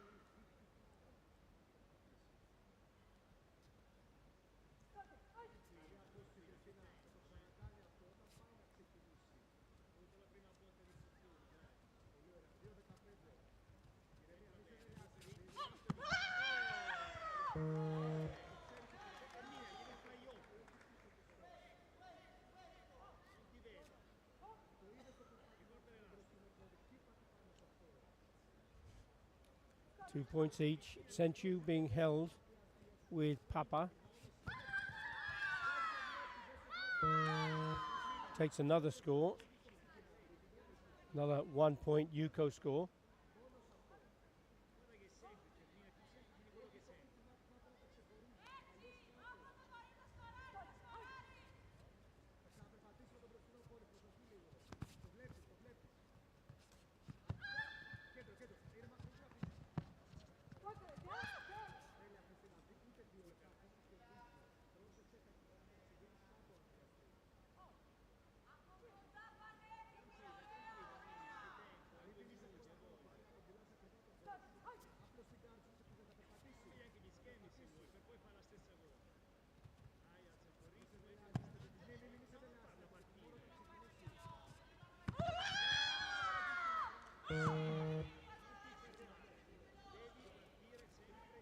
Clawing her way back into contention, and Minia Perfetto gets her Yuko.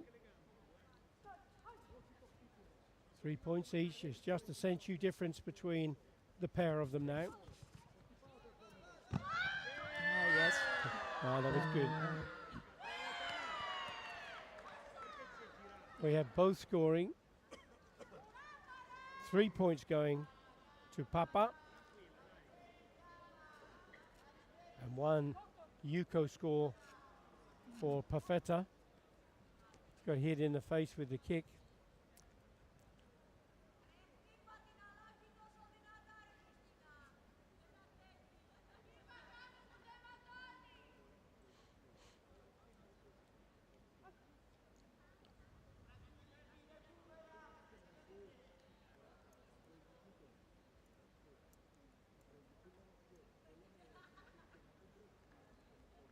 Advice coming from the coach, Coach Zenos.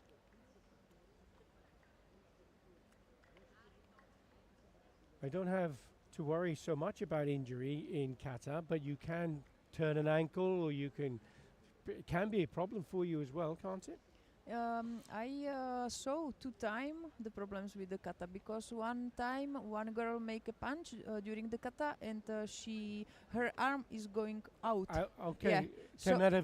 come out of the socket. Yeah, so she have to stop, and she put down herself because she had too big pain, and nobody knows what was happened, because you cannot know it, no. Sure. And after we saw arms out. It wasn't very very nice. Not a nice thing to see at all, no, or to experience, no doubt.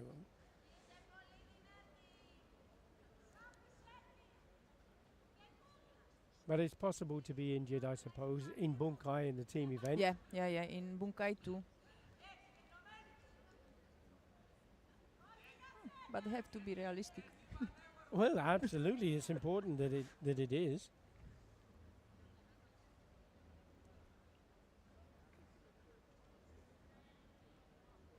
Seen Amina Perfetto just getting that little bit of attention. Christina Triada Papa from Greece, 18 years of age, coming into the senior ranks, reflecting perhaps on one of Greece's best ever female athletes, Vicky Panatsedou, Of course, was a sensational athlete, part of the World Karate Federation Athlete Commission. She did so much for karate in Greece.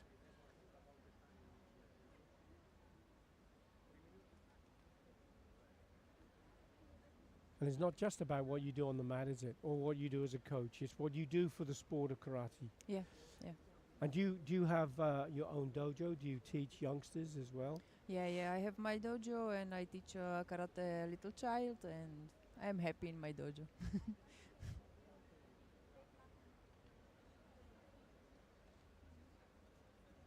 And your Czech Republic is not one of the biggest countries for karate. It's not one of the biggest countries generally. You're referring to Italy, as we have here in Perfetto. Italy, I think you were saying Czech Republic is something about the same size as one of the regions, Lombardy. Lombardia. Lombardia, yes, it is big like one region of Italy. So we are a little country, but we try to make the best what we can. Yes. We see now the score, that 3-point score, has been taken away from Papa because of the excessive contact. And control has to be absolute. If there's any transfer of energy from the kick to the face, then it can be a warning for excessive contact. And that's what's being deemed to be the situation here. That's why Cristina Triada Papa had that 3-point score taken away. And now Perfetto has a second yellow card. She stepped off the mat.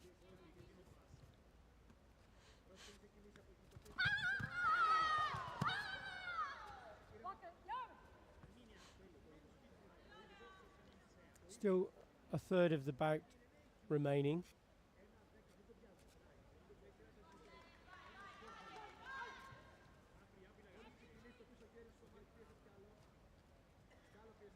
Papa needs 1 point to bring that senchu back into play.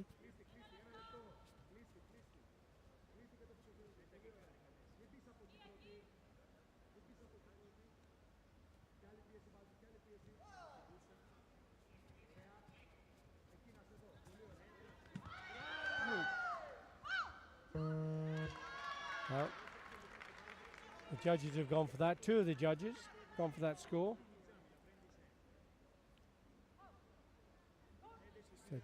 Look at the replay there, and it's the front hand punch from Perfetto. Referee saying, leave the patch alone, don't aggravate the injury.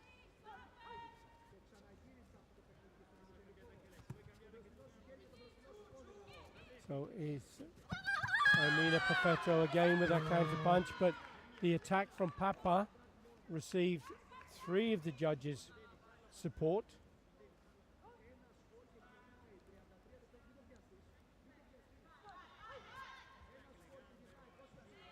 Into the last 30 seconds. Papa needs 1 more point. But it's Perfetto who's extended her score by a further Yuko.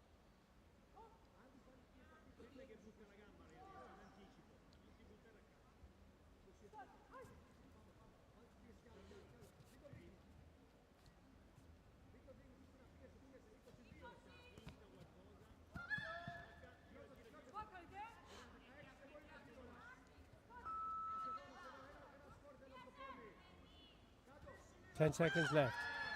Perfetto throws in that front hand punch. Papa tries a roundhouse kick to the back. Didn't meet the criteria, wasn't strong enough.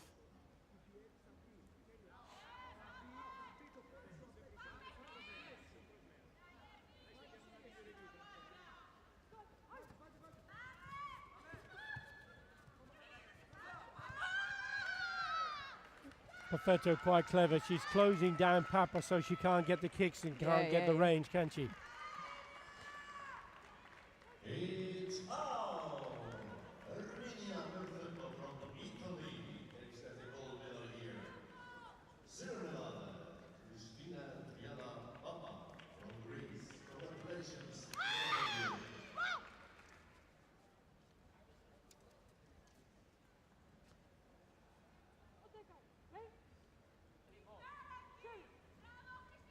So that's the formal bow, completing that. We'll get a chance to have a look at some of the highlights of the bout. And whilst we do, I have to say thank you so much for your time, Mirka. It's been a great pleasure to work with you. And I wish you all the best in your preparations for your next championships as kata coach for the national team of Czech Republic. Thank you very much for the opportunity, and I am happy to be here, and have a nice day for everybody. Thank you. Bye. Bye-bye. Well, we're going to be changing our guest commentator. And we have, as Mirka just leaves the area, a chance to have a look at some of that action from that last bout. Our next category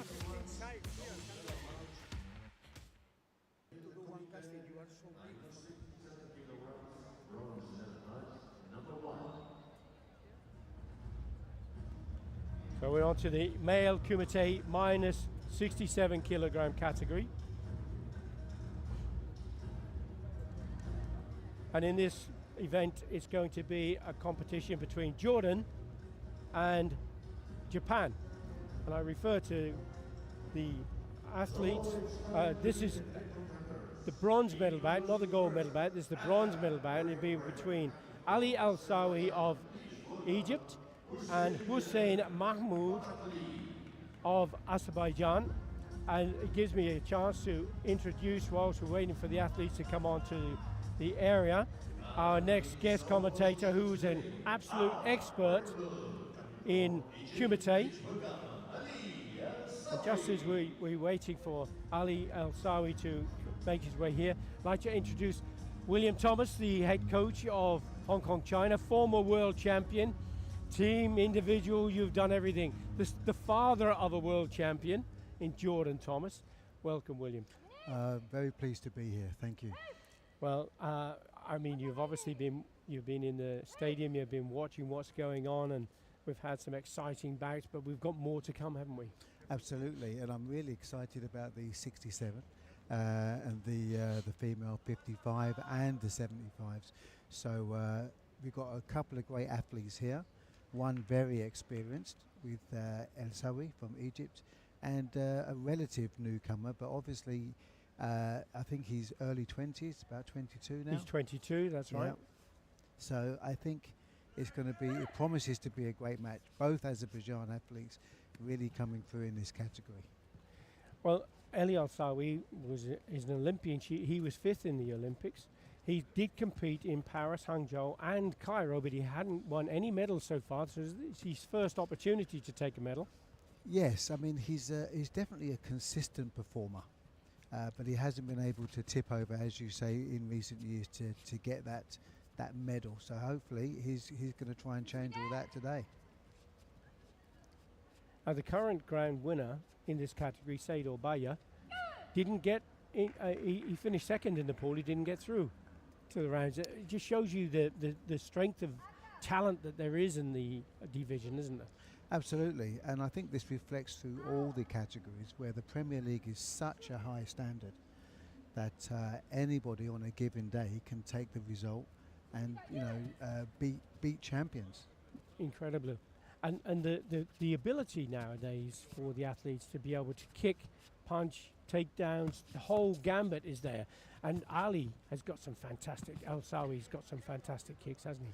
Absolutely. Once he gets his emotions up and he's firing and he knows the job, he can change the game within a split second. So you're never safe when you're fighting him. Azerbaijan's really going to have to have high focus for the entire match.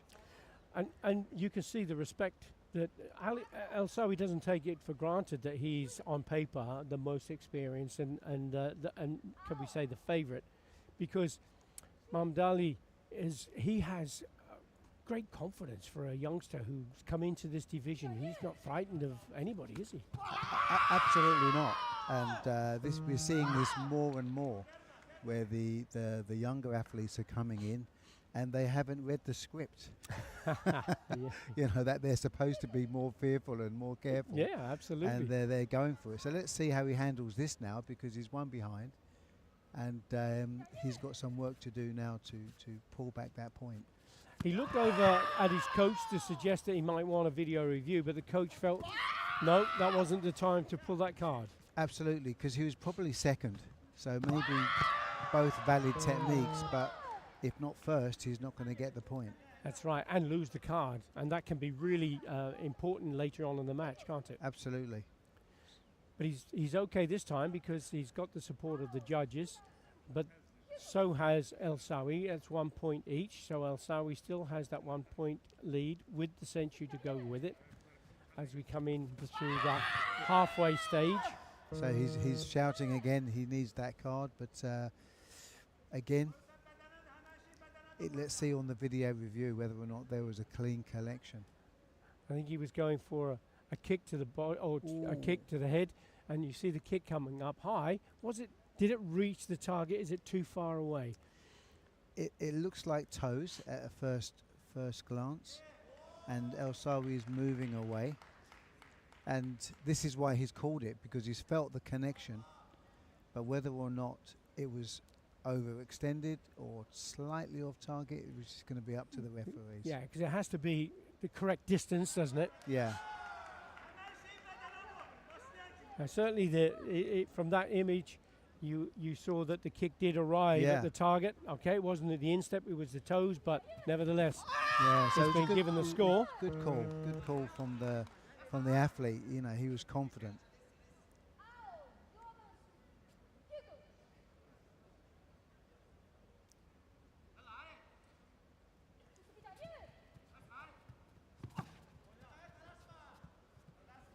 So it is El Sawi who's now trailing that 1 point.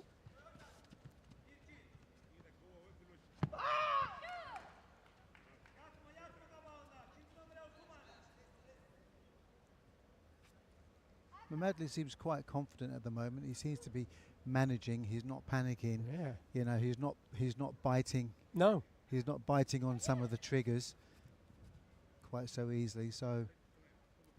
And when you refer to triggers, is this something that you train? Is something that you try to introduce? Absolutely. You know, when you're pressuring, you sometimes want to trigger an attack so you can counter attack. So you throw a feint yes. attack or something of that nature. Yeah. So you just try to draw them in, like the bait. Yeah. But you know, he's not biting, and when he does, he's sure. He's asking for a video review again, and the coaches once more said no. El Sawi almost came good with that, that spinning kick, didn't he? He did. He just had his arm up enough to cover it. It's just interesting that he's constantly saying to the coach, now. I think he's called it 3 times. He has. Yeah. But he's leading, and the coach is feeling confident. Yeah. El Sawi, they're trying to get his coach to give a video review. I think Aka definitely has a good call on this one. And again, and once more, he puts his arm up for the coach to go, and the coach has gone for the video review this time. So Mamadli leading 5 points. Yeah, this one I think. To 3. And there's that front hand punch going out. And then in the bottom left hand screen, is it going past the target? Interesting. From this angle, it looks like it's there, but from the other angle, it does look like it may have gone past. But of course, when you freeze frame it, you can freeze frame it at any point, can't you? Yeah. Or did it actually stop on the target on the side? So let's have a look here. Here. Did it go to the side or past the face? That's the question. Ooh. At that speed, this angle, I would say it's gone past. In the first instance, when I looked at it, I thought it was in. I thought it was a good call.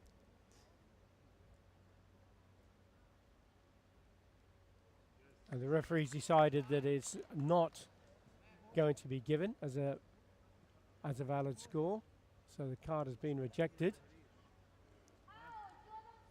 And but Al has been given the score. So it's close now, and Madley's now going to have to just focus on himself. There's no card. Oh. Ali's gone in low for that two-down punch, and that's a really important point to score, isn't it, William? It's a fantastic point as well. Very simple, but great timing. Great timing. And now he brings his senchu back into play. Oh, Yes. kick off the back leg. Didn't get the video review or the judges.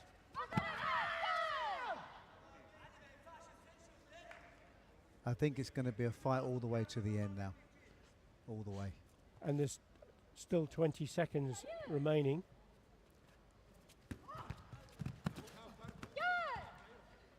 El Sawi's repeatedly using this Chudan Mawoshigeri. Even though it doesn't score, it does break the rhythm. Yes, that roundhouse kick to the body. Yes. Into the last 15 seconds, Al Sawi comes in over the top. And Madley needs at least 1 point. At least one. But Al again, Sawi goes low, yes. Madley goes high, and once more he's drawn him in. That trigger that you talked about, Yeah, he that's drew right. him in, didn't he? That's right. And he knows he's got to come. So all he knows is, okay, if I'm ready, I'm ready. Good distance, I will take it. And now Al Sawi has he has that buffer of 1 point. He can lose the senju and not worry, Yes. can't he? Yeah. I think, this was the experience, like paying off in this case. The last 30 seconds of this match was, he quite really dominated that and controlled the outcome very well. And there's a video review requested for Al Sawi. Whether this is a tactical call. I feel it's tactical, and it just gives them that little bit of that buffer. It can end the match, and even if no score, and there's 0.3 on the clock now. Yep. That 0.3 has to start from Yoi in the centre. That's right. And that was an interesting one where Al Sawi's obviously now going to lose the senchu, but had Madley still had a video review card, that kick to the body as Al Sawi went out could have been a score. Could have been. And this is maybe his youth, where he was constantly asking for the card.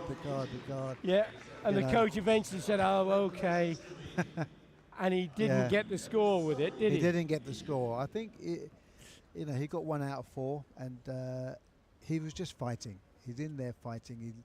He just gave it everything. So a well-earned bronze medal for Ali Al Sawi of Egypt.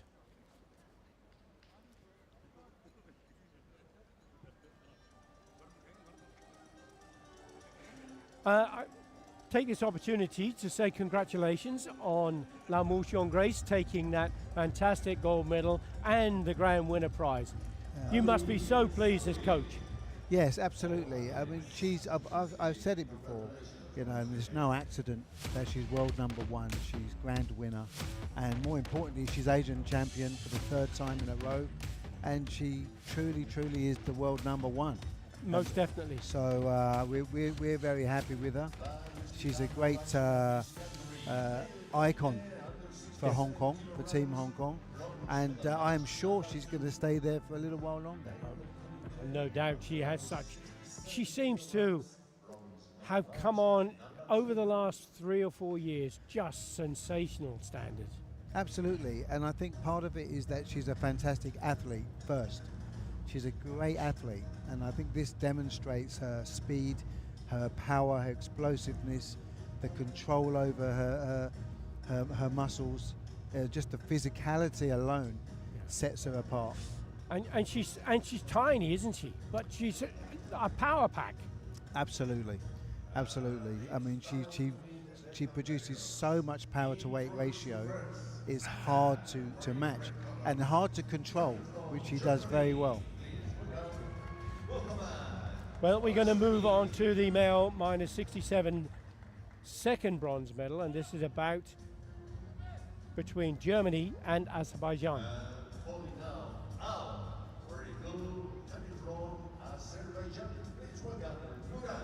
Again, two very good players. Two very good players that are really establishing themselves in this category. The second Azerbaijan. So Azerbaijan have two minus 67s. And Azerbaijan, I think it's fair to say over the last couple of years have dipped down a little bit, and they're starting to come up again. Well, absolutely. It's the life cycle, isn't it? It is, and it's quite difficult to follow Agaev, and the legacy that he left, Yeah, exactly. and of course Zaretska as well. Yes. So the team have regrouped, they've trained, and they've come back, and now we're seeing the results of hard work. But Zaretska's come back. She's had the baby, Yes. which is wonderful. She brings the baby everywhere when she goes on the tour, Yeah, yes. which is fantastic. And she's going for bronze medal. Yes, so we look So it forward just to shows seeing you her. how people can come back, athletes who are determined to do so. But this is the male minus 67 kilogram. It's between Ozdemir of Germany and Radzadeh of Azerbaijan. 21 years of age. Ozdemir, 22 years of age. Radzadeh just come up from the junior ranks. Neither have been winners at Karate1 Premier League level yet. Radzadeh took the bronze medal in Hangzhou. Other than that, this is the opportunity to start to impose themselves on the division, I guess, William. Absolutely, and that comes with time. They're both young, as you say, and they've come into this division, and they have to establish themselves. They have to establish that reputation. They have to demonstrate the consistency that is needed to always be in the mix, always be in those medal matches. And in terms of your experience, and obviously karate has changed since you were competing as an athlete. Now you're a coach. Are styles changing with it? Is karate becoming different in your opinion? For me, I've kind of seen the evolution, from the mid-80s to present day. A lot of the fundamentals remain, and I think the rules have enabled that. They've not softened on certain things, but there's also the athleticism now, and the earlier development of the athletes, where they specialize a lot younger. Yes. And so you're getting these young athletes just come out of under 21 categories who are displaying a high level of skill. So this wasn't so much in the 80s. Yes. So they're becoming almost the finished product. Yes. Straight away. Yeah. So I mean, there's pros and cons to that. So maybe longevity might be a problem. So maybe what's happening now, we're seeing more and more younger athletes being highly successful. Oh. That was powerful. Stopped him dead in his tracks, didn't he? Yeah. I felt that from here. I think the table shook. Here we go. Oh, yes. Beautiful. And this is what I mean. The core principles and the fundamentals are the same. And a technique like that will just demonstrate that. Just shows us that. And it's good to see sidekick coming back into the karate. It was lost for a while, wasn't it? Yes.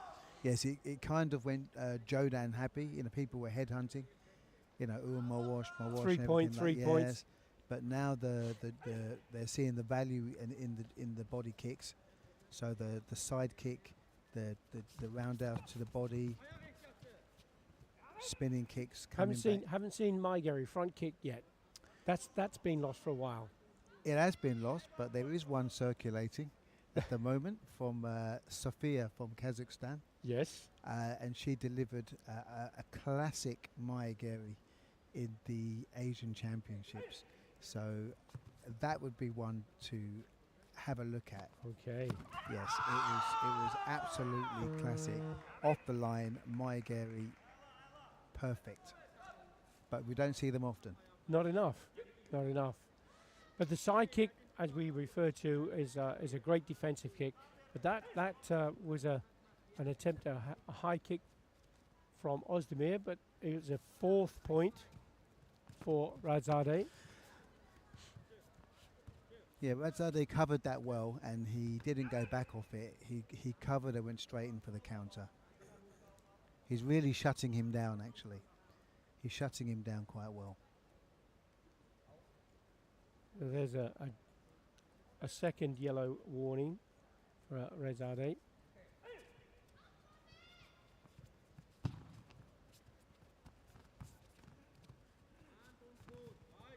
It's 20 seconds still on the clock.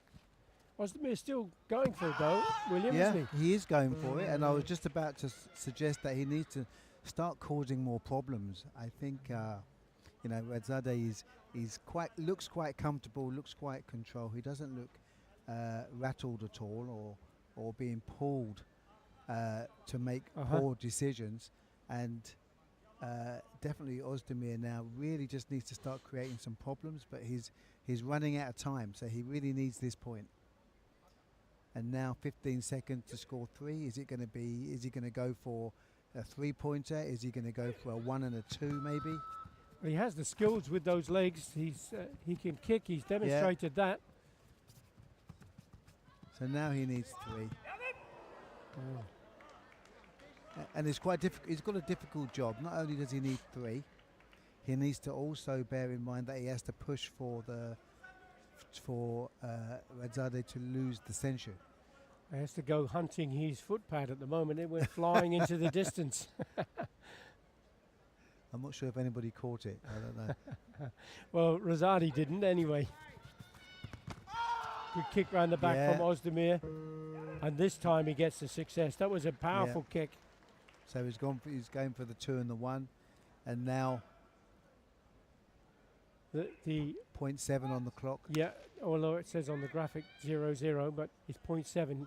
Can he go for a 3-point score in 0.7 of a second? And Radzadeh takes a deliberate jogai, and he can afford to do so. He'll lose the century, but he will take the bronze medal.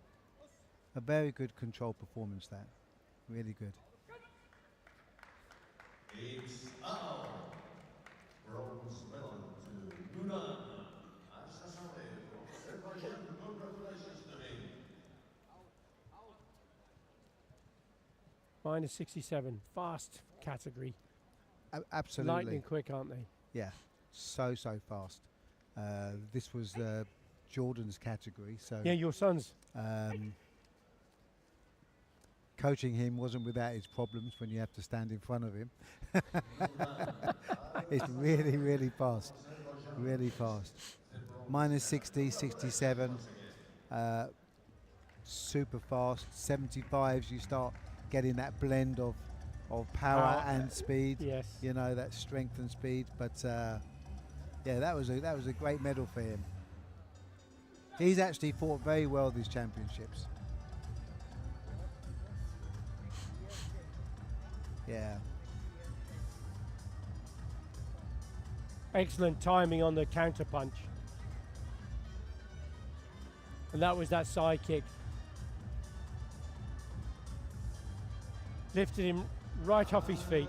Here we go at the final of this category. Male committee, under 67 kilograms, gold medal match. Male committee, under 67 kilograms, gold medal match. Match between Jordan and Japan. Here we see Kozaki Yugo, the newly crowned grand winner for 2025.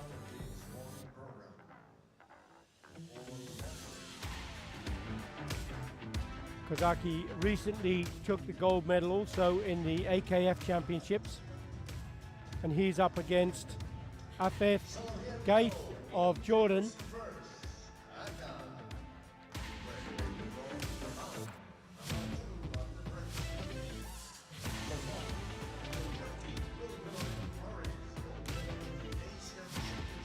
The 9 Yuko 1 Wasari 1 Ippon.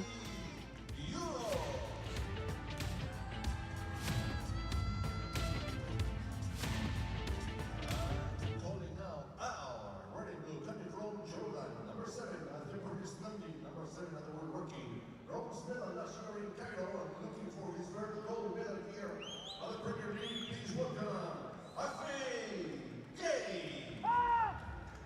Afif gave 9, Yuko 4, Wasari 2 Ippon. Both of these fighters are able to do the whole lot, aren't they, William? Absolutely, and I saw them at the AKF Championships, and Hugo is a fantastically consistent fighter.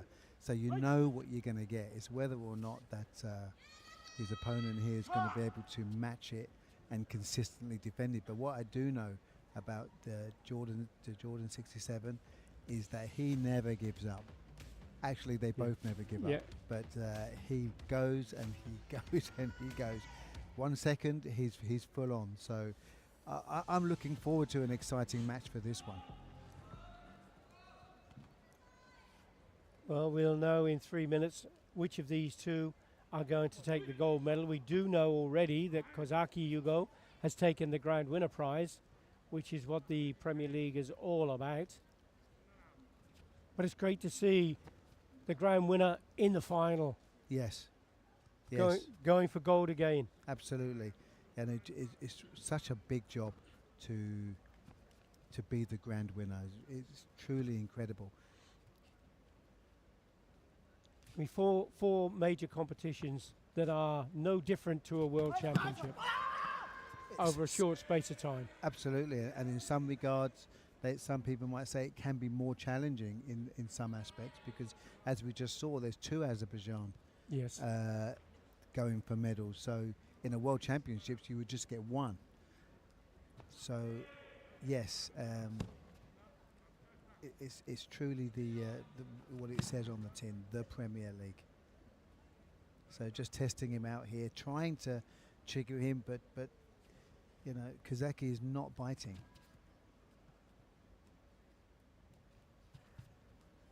This first point is critical.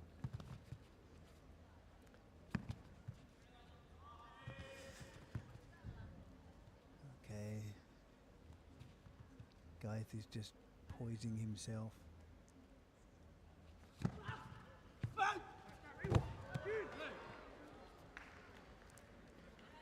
Japan, they've always been incredible in the kata divisions, but they're also fantastic in kumite now. And we're seeing so many of their fighters coming through, aren't we? Across the board, and actually they've always been strong on the kumite. Historically, when I've had to compete against Japan in the past, very formidable task. Yeah, of course. So this new wave of young athletes are really exciting. They've changed the style a little bit. They seem to be a lot more fluid. More fluid with their movements, and off the mark from 0 to 100. There's very few people that can compare with that. Yes, their explosive power is impressive, isn't it? Yeah.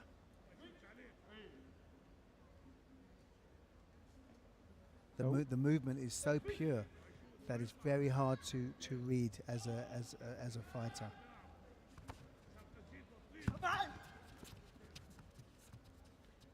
Into the last 43 seconds, still no score from either of them. Yeah, he's going. You know, Kozaki's going for the 1-2, 1-2, 1-2, but it's not being able to catch. He seems to be reading it. Gaith is reading this 1-2. And he puts a 1-2 in it himself. Yes.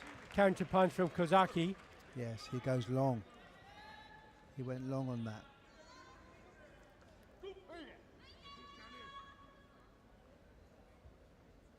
Two judges going for each of the athletes. No senchu will be given.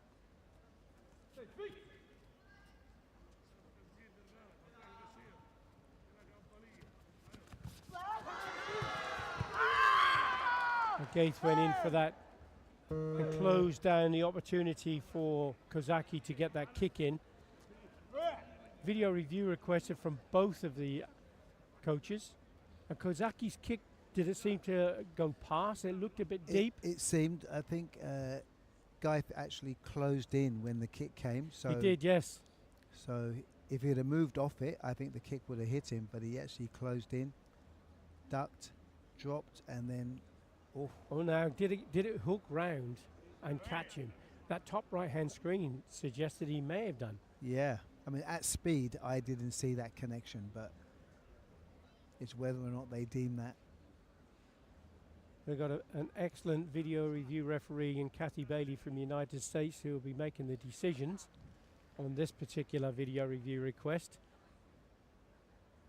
So there's the attack from Kazaki. And did it come down enough to be an effective kick before Gaith delivered the punch? Well, there was definitely a connection. Now the question is, was it effective? Absolutely. Who knows? Absolutely. This is going to be critical. And there are 2 video reviews to consider. And it's going to be no to both of them. Into the last 11 seconds. Kazaki still sitting in that defensive posture. Gaith comes forward.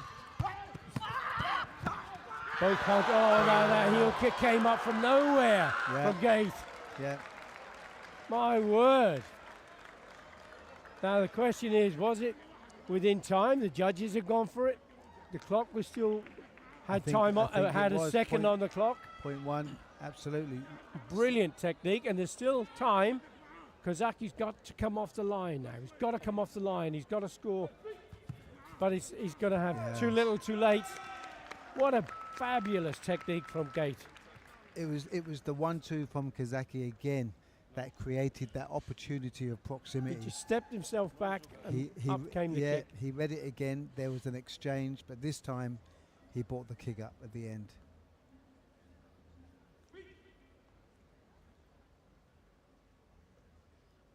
Just shows you the speed of karate and the changes within a second or two. Absolutely. I mean, what happened, that was all in the last second. There was a big exchange.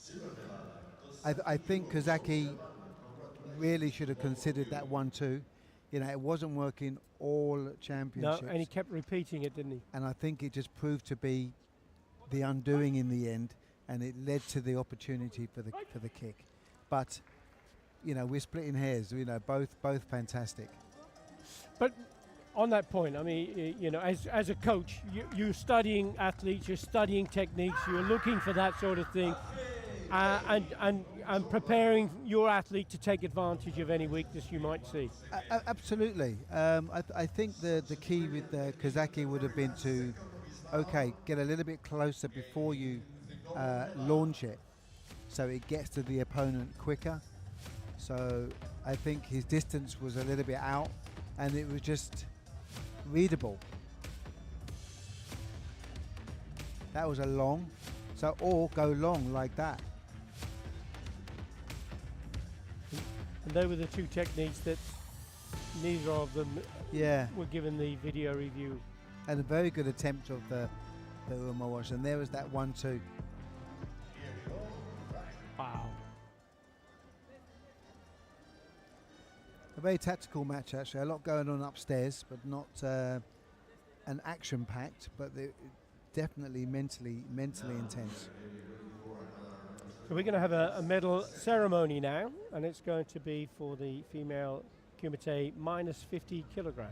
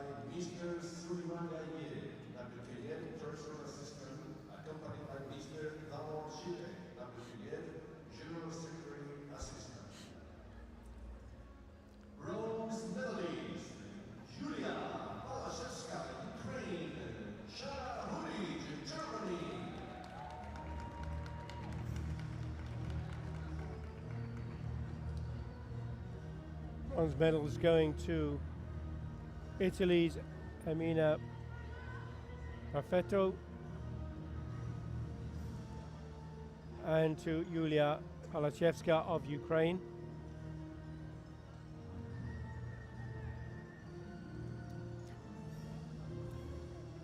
The bronze medal, Germany's Shara Hubrich, and Palachevska, of course. Perfetto is taking the gold medal, and she'll be coming up a little later.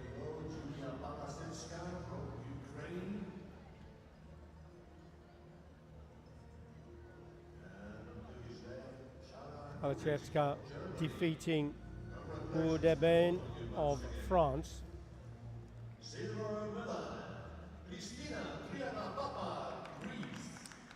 Christina Triana-Papa taking the silver medal, but what an exciting fighter she was.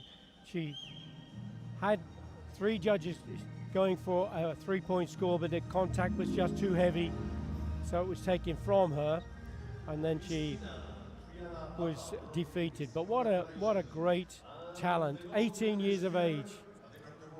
And this is what the early specialisation is doing. They're ready to jump straight into a Premier League. Gold medal going to Amina Perfetto of Italy, taking her first Karate Premier League gold medal. And she has every right to be smiling.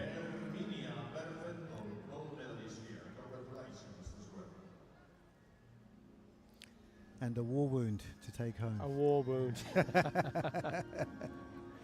Which I'm pleased to say we don't see too many of those nowadays. No, that's correct, which demonstrates the skill that the athletes have. Yep.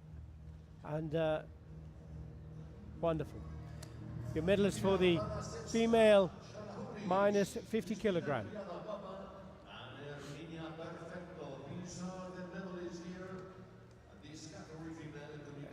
Karate, obviously a combat sport, contact sport, but contact has to be absolutely controlled, doesn't it? Well, yes, and I think more credit needs to be given to the speed that they're moving and the control that they have to demonstrate in such a high stress situation. And when it goes wrong, and it's like maybe just a fraction out, then we get some serious injuries. You had one this competition with the minus 61 against Turkey versus Germany, and it was a coming together. Germany went up for the kick, a slight loss of balance. The kick was not able to be fully controlled and broke the nose, of the Turkish athlete. A total accident, but this just demonstrates the precision that they repeat time and time again, that if it's just out by 1 inch, 2 inches, the potential for serious injury is high. Absolutely.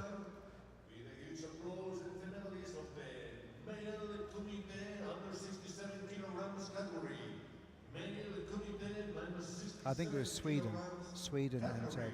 Yep. We can proceed on to our main volume. Here we go. Male kumite minus 67 kilograms category.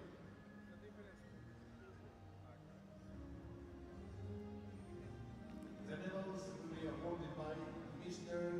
Sulaye Saminu, President of the Nigerian Karate Federation, accompanied by Mr. Double Shipper, WKF General Secretary Assistant. Starting the season with the bronze medalists, please welcome Ali El-Sawi, Egypt, and Nuran Al-Sazadeh, Azerbaijan. Ali El-Sawi came from behind and with such skill, didn't he, to defeat Hussein Mamaldi for that bronze medal. Yeah, and I think his experience really made the difference there. He was able to compose, in that last minute where maybe the younger athlete doesn't have that experience, they're still chasing. So I think for him, and I've seen a couple of times, the experienced athlete knows how to handle this last minute coming back from behind. And that second bronze medal going to Razadeh of Azerbaijan, defeating Ozdemir. of Germany to take his well-earned bronze medal. Grand winner, and for this year has to settle for a silver medal. Hugo Kasaki of Japan.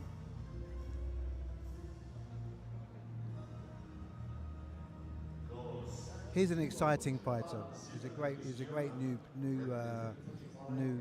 find for karate. And the gold medalist, Afif Gates, what a brilliant fighter he was. Yes. Tr- Pulling out that Uramoashi, right at the death. Yeah, and this is one of the things that I think I mentioned at the beginning, that he doesn't stop. If there is 1 second on the clock, he is still fighting. He's still dangerous. And here, you know, it was enough for him to take gold.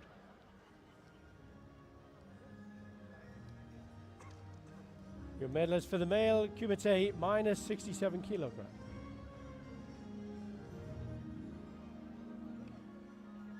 And now let's take one more shot all together, please, onto the gold podium. Our lovely gold podium.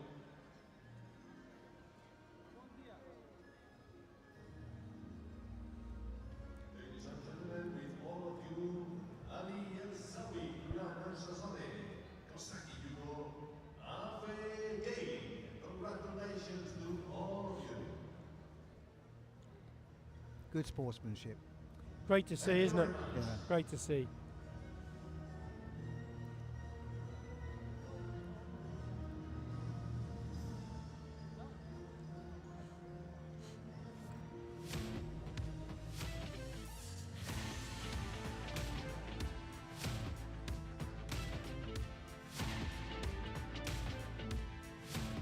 But the calendar for karate is so busy nowadays, isn't it? You're having the Premier Leagues, the youth leagues. Yeah. There's so much going on. It's very challenging to manage a team of all levels, because not everybody is a Premier League or Youth League level. Maybe they need some open tournaments. Then there's the continental tournaments as well. So it's a busy schedule, but it's a good busy. Yeah. It's a good busy. But there is no stopping action here. And we still have 2 Series A's to go. And the World Games. And the World Games and the World Championships and the qualification event. 55 kilograms, bronze medal match, number 1. Female women minus 55 kilograms, bronze medal match, number 1. And this is a match between Egypt and Japan. Alam Youssef and Ruan Mokai. Full of smiles. She's as happy. She's delighted to be here, isn't she? I love to see that. Somebody who's really just excited. You can see she just wants to come out and just give it everything she's got. She's relaxed. She's in a good place. Let's see. She's got a challenge here. She has against Alam Youssef. Youssef was first in Paris. She did compete in Hangzhou, but she didn't take any medals there. But this Yeah. wonderfully happy Japanese player is her first ever Premier League, and to be competing for a medal. So this is the definition of enjoy the moment. Certainly is. When we isn't say enjoy the moment, show this clip. it? Exactly. This is what sport can do for you. Yeah. Francesca Marquez of Sweden, the referee for the bout.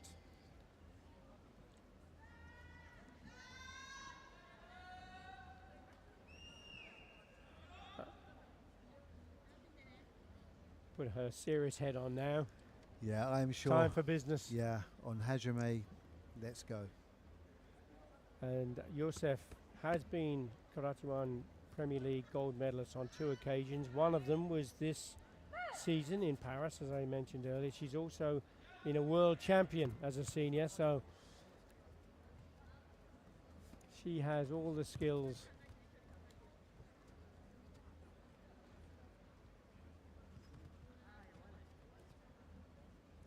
again, Mackay not giving much away. You know, she's just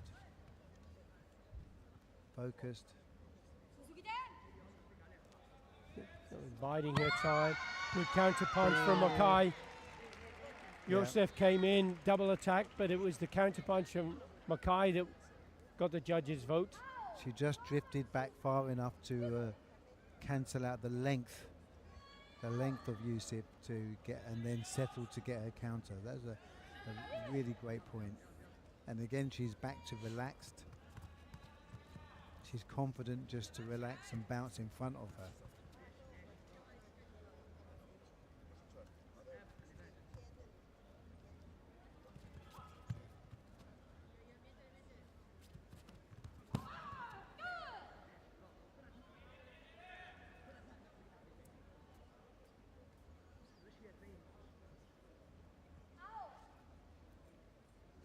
Well, there's the first yellow card warning for Mackay, for the Jogai stepping off the area. Managing the tatami is important, isn't it, William? It really, for me, it's one of the key things in the game, because you spend, you know, possibly 3/4 of the match in not actually in combat, in an exchange. Yeah. So the rest of it is tatami management. And you know, how you control what you do where, you know, always be mindful of space. So now she's on the red, she has to think about it. Yep, break back round, get back onto the blue, push. Youssef was fast with that reverse punch, wasn't she? So she forced her to the edge, and as she came back in from the red to the blue, she took it. I think the kick needed to be more commitment on her kick from Mackay. It didn't actually force Youssef back.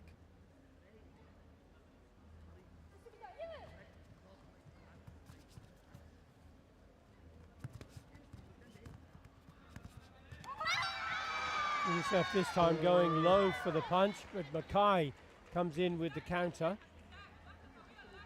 I'd like to see a replay of that. I thought maybe that's a 1-1, but there's no video review requested from the coach of Youssef.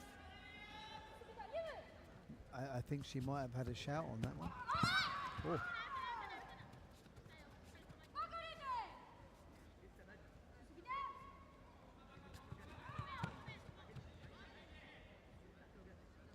Youssef putting her opponent under some pressure.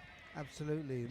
Mackay has to keep her nerve, keep her composure at this point. Now Youssef is dangerous. And once again, the counter punch was the answer for Mackay. Yeah. And back comes that smile. Starting to build in confidence. The Youssef has to try and find another way in. You know, just settle and go is not working. So she's going to have to work harder on her setups. Yeah, she's changing it now. And the front hand over the top.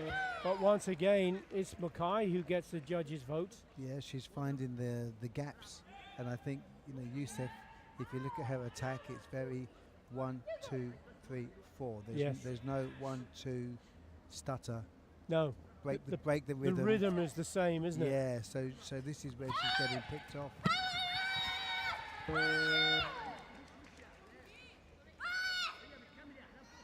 So this is going to be a 5th point for Mackay. Now is a deep breathing Youssef, who's having to take this opportunity to have a rethink. She got 55 seconds. Doesn't need to. It's not over yet. It's not over, and one kick can change it, but she's struggling to deal with the speed.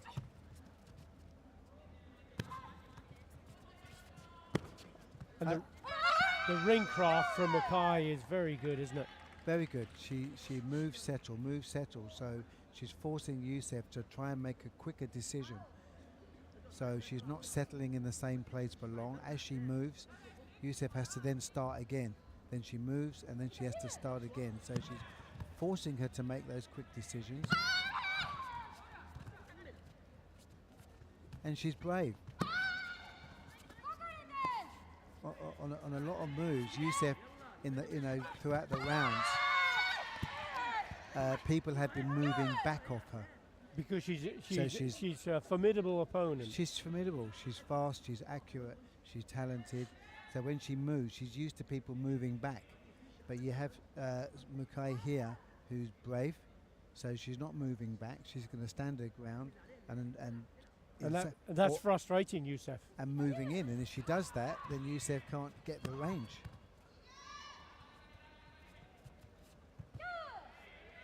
Mukai takes a step off the mat. There's still 16 seconds, 16 and a half seconds on the clock. Youssef has got to up her game now, and actually Mukai was quite clever there because she stepped off just before the 15 seconds. So she doesn't lose the century. Yeah. Now Youssef is asking for a video review, and so is Mukai. Yeah, I'm not sure about Mukai. And there's a kick. You can see the kick coming up Yeah. from Youssef. And did it land on the arm of Mukai, or did it meet its target? I think there was a double kick, was it? Let's have a look. That one?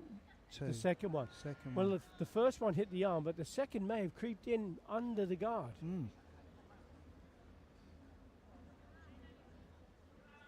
Have a look at again if we can. So here we go. Now. So that's there. Arm. And the second one, it looks like Mukai's arm moved back out of the way, I think so. and it may have allowed that kick to come in. We'll have to see what the video review referee decides. So I wasn't sure about the video review from Mukai, whether or not there was a strong reason for that card, but definitely Youssef, yeah. And what a great call from the coach, William. Yeah. And such an important point at such an important time. Well, 9 seconds now, so she's got time. There you go.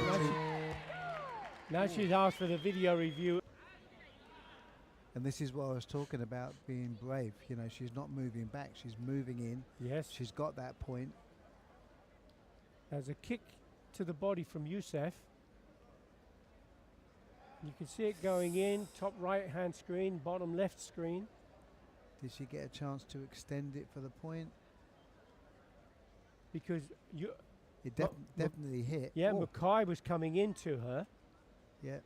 to put the punch in, and she did get the score, didn't she, from the punch? So there's the kick. Now was it strong enough? It certainly didn't push her back, did it? No. But Mukai's a tough fighter. She would have just kept coming, as you say. Let's have a look at the kick again. There. But was it strong enough to stop her? Was it strong enough to score 2 points? Oh. We'll find out in just a second. And again, if Mukai backed off, then that kick would have scored. Yes. You know, but as it is, her moving in cancelled it out.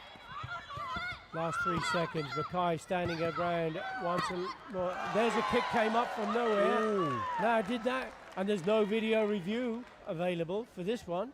But that was a close call, wasn't it? Very close. Very close. Mukai now in tears because she can see there's no time on the clock. There's a Hanso Kachui. She'll lose the sensu, but she wins. Well, and that she's crying because she's won her first in her first competition at Premier League. She's taken home a bronze medal. She came on smiling, and then she goes off crying. What an emotional performance from this young girl. But tears of joy. Absolutely. Absolutely. And she deserved that. She actually, again, very brave. You know, Youssef is a formidable opponent and with a formidable record. So to go in and say, no, I'm not going back. I'm going to close you down every time you come. I'm not going to give you the space. Yeah. I'm not going to allow you to have your distance. But on paper, that can be a strategy. Yes. But you have to have an Indeed. athlete that is brave enough to do that for 3 minutes, and gold medal. Well done. Bronze on this occasion. Sorry, bronze medal, sorry.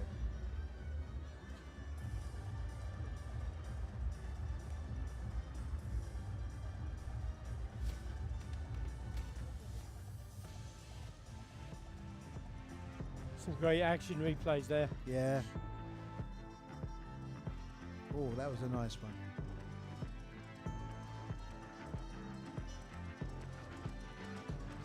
That was a double kick, wasn't it? That was the one. Sometimes it's difficult to catch so fast to catch, and if you haven't got the angle, we don't see it.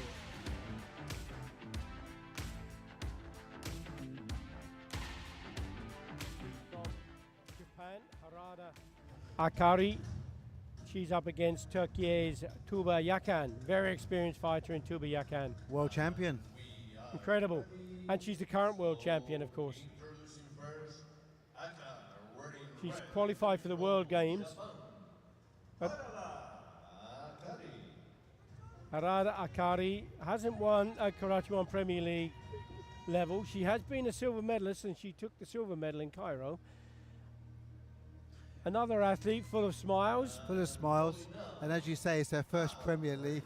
She's in a medal match against the world champion, and I've got a feeling she doesn't care either. Incredible. She's not read the script. No. But I think what we can expect from Yakan is consistency and composure.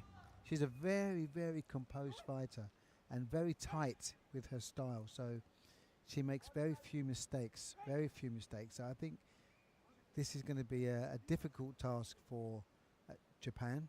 But at the same time, I'm sure Tuba is going to really take this match seriously. She has to. Very much so. She's going for her 9th Premier League bronze medal. Tuba Yakan. Wow. That record speaks for itself, but With 3-minute bout, we'll find out soon who's going to take the initiative. Who's going to come up with that first point, because it's always so difficult. That kind of determines the roles, doesn't it? it does. You know, so the first phase, see, there we go. Yeah, she's quite composed. Japan, Harada come out quite positive and pressing, quite active. And Yakan just waited, adjust the distance, found the gap, took the point.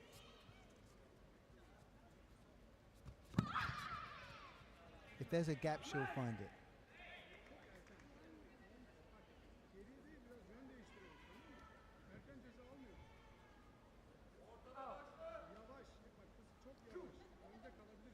Yakan taking her first warning.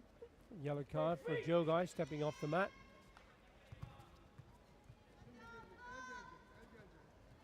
You know, it's so difficult to score a point, but it's so easy to give away a warning, isn't it? Yeah, absolutely, and sometimes they do it tactically.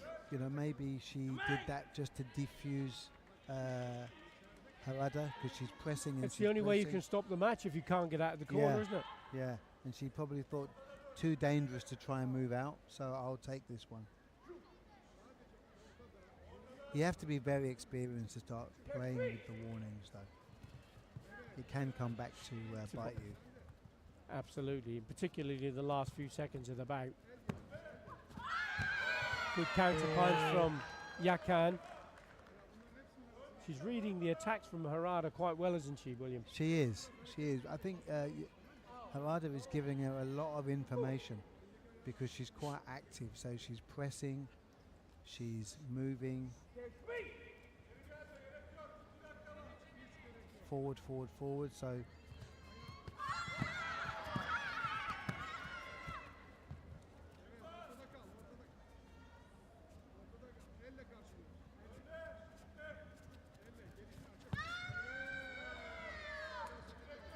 video review, please, coach. Nope, I'm not going to do it. too early.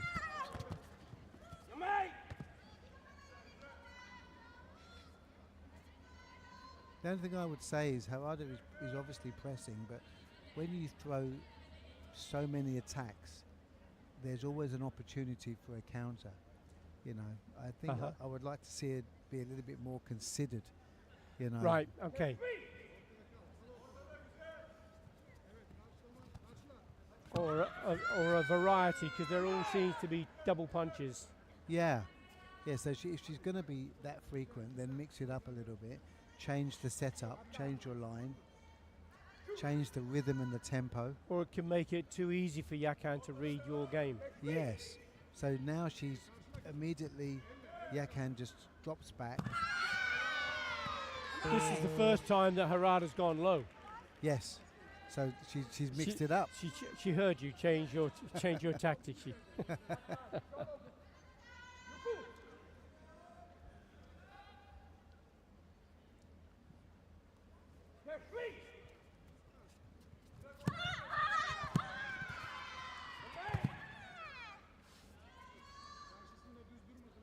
A couple of times I've seen Yakan, she's doing the counter punch and she has been successful, but she's getting the outside line with it. It's always on the outside of the arm. She needs to get an inside line, a little bit more direct.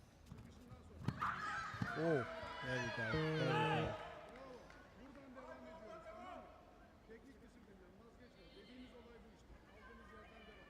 we go. If she keeps it straight and on the inside line like that, now she's going to be very difficult to get through to.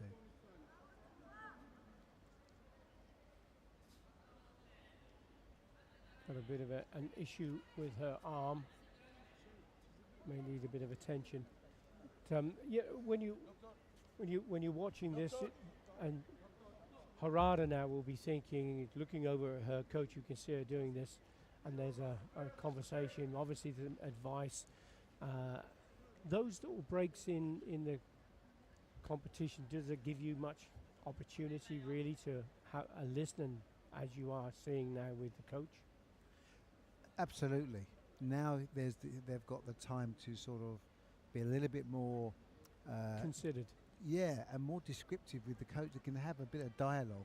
It's not just sound bites, to the one word. Now, if they were communicating, I'm sure they said something of an approach, and now she looks like she knows what she's going to do. Yeah, she So has the plan. You can use that, yeah. Whether or not now she can execute it, we're going to find out in very shortly.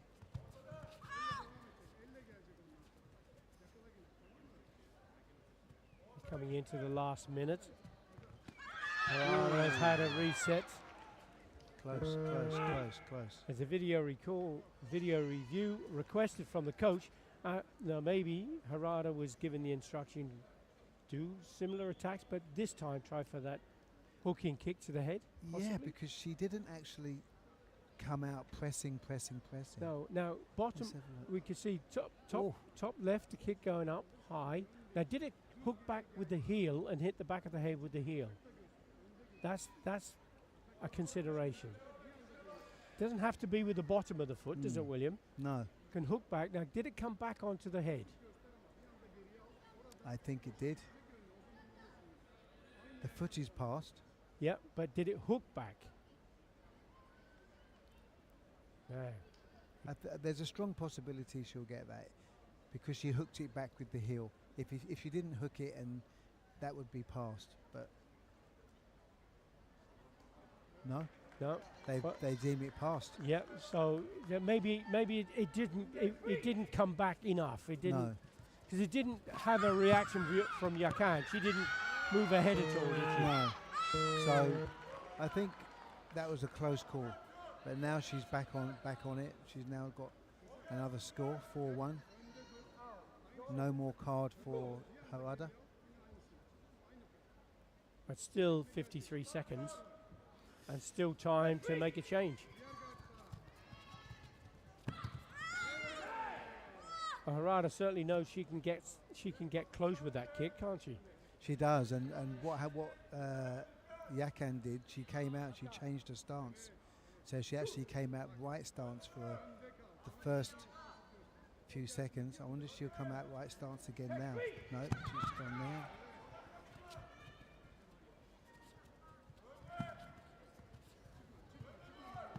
Ooh, a good counter punching once more from Yakan. Didn't get the judges, but he's got the coach's confidence to put in a video review. I think that was a good punch.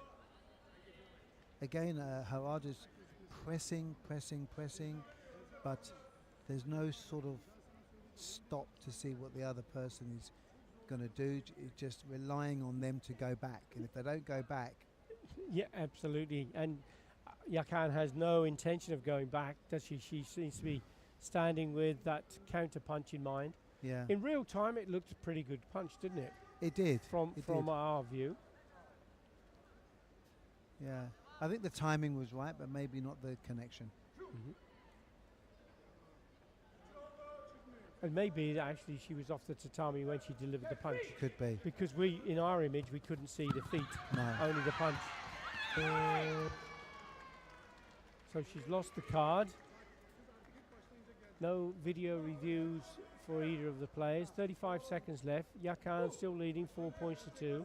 She has also got the senchu. She's just got to control the outcome, is what we would.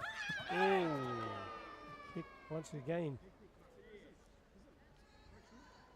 She needs to really shut that kick down Yeah, absolutely. and maybe do a takedown off it. The next time she throws it, go for a takedown, go for a more positive action to stop her doing that.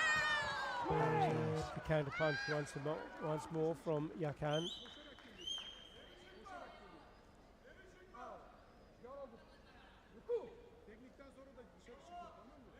That's the bread and butter technique for her, isn't it? Yes, I That's mean, the staple diet.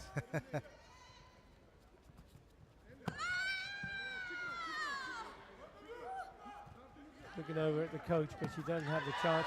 Oh, no. Once again. She's getting so close with that kick, isn't she?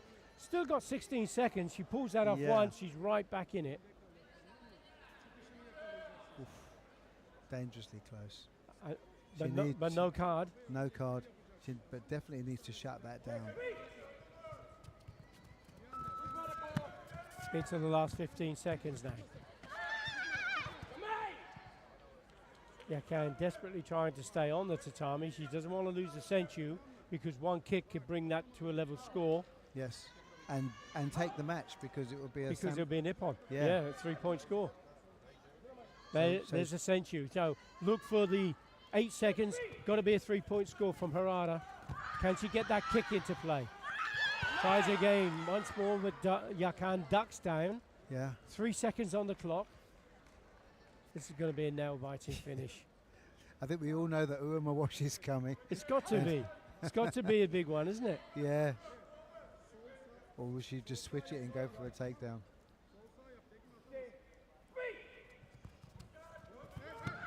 She's done it. Well done. Oh. Now Yakan stayed in really tight, didn't she, to try and stifle the kicking ability of Harada.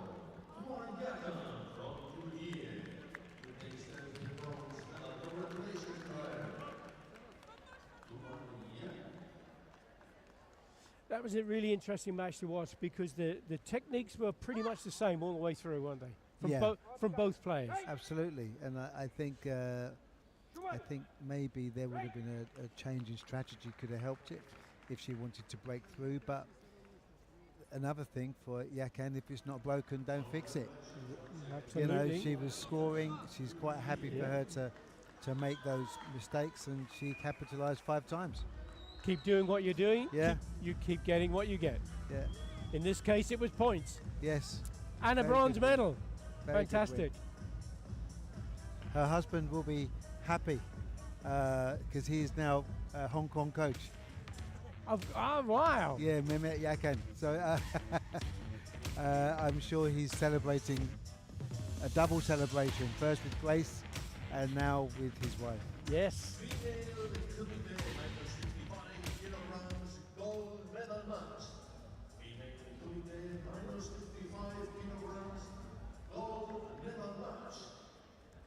And this is between Chinese Taipei and Chile. Here we are looking at Torres Menendez Valentina, who is the grand winner from 2024 season.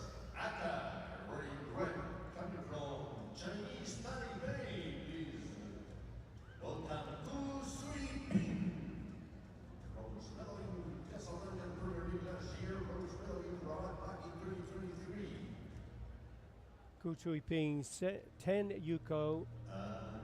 No Wasari, but has the ability to score 3-point Ippons. From Chile, number 31 of the bronze standing.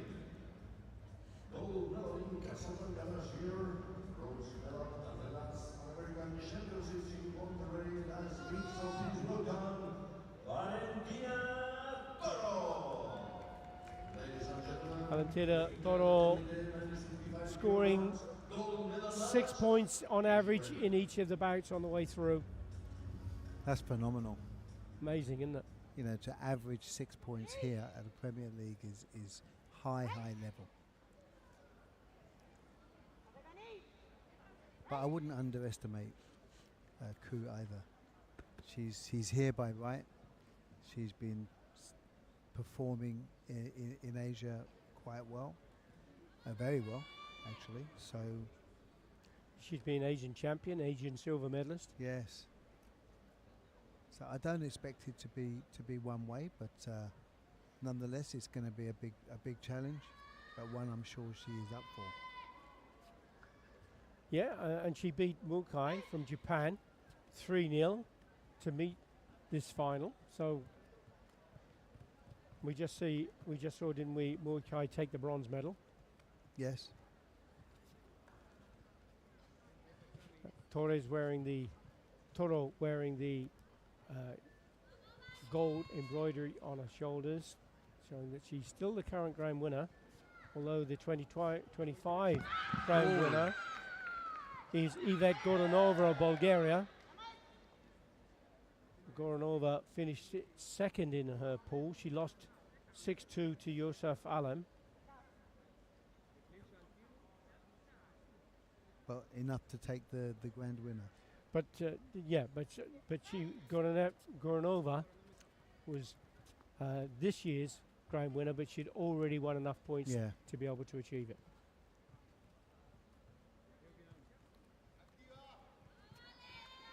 And it's been interesting because one or two of the grand winners, Badawi, Yosef Badawi, for example, had won all three, and the fourth one is going for bronze. Yes. Yeah. So maybe it's the pressure of.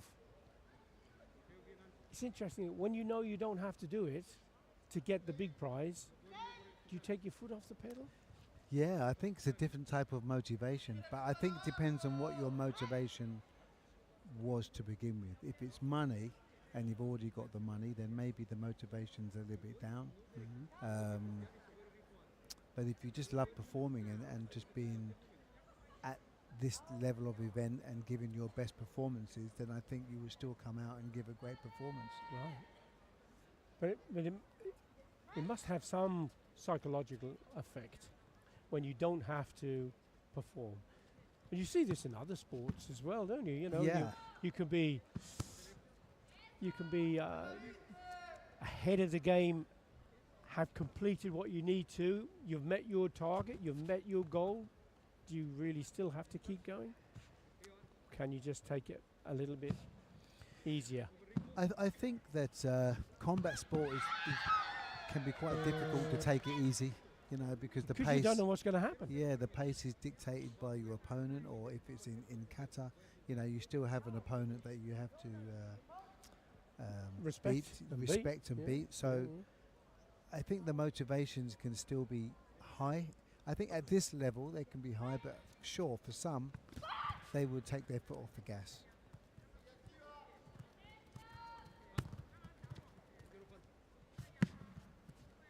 But it's World Championship year, right? So everybody wants to show themselves. Yes, indeed, they do.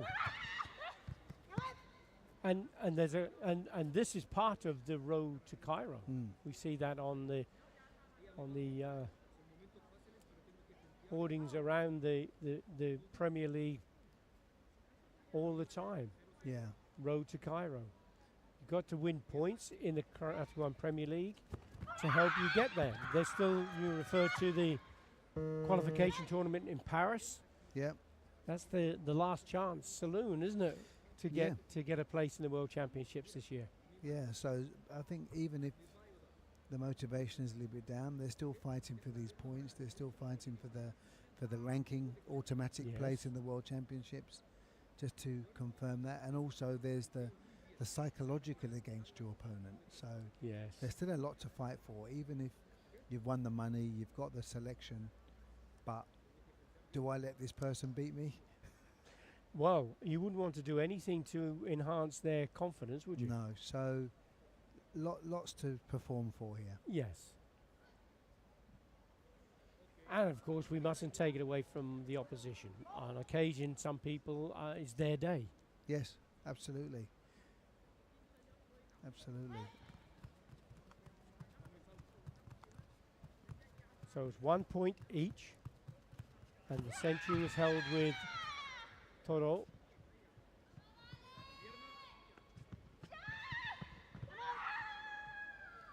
Outside the area. That's interesting. If it's a judo, it could still score outside the area. Oh, is that correct? Absolutely. If the move started inside. Correct. Okay. Okay. But in karate terms, if the athlete is outside the area and the attack from the other opponent is from the inside, the kick reaches the target, the back foot is still on the inside, is still a valid score. Okay, so we have our version of that. Yes, yeah, but you can't have both feet out of the tatami. Then. Right, gotcha.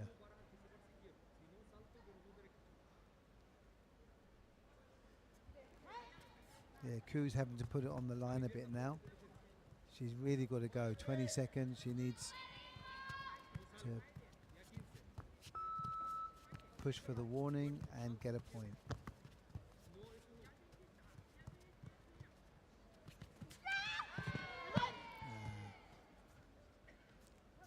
Kick coming up from Toro, but she didn't manage to get it to meet the target. But very good strategy. I think Toro is drawing her in, throws the kick, falls out the area.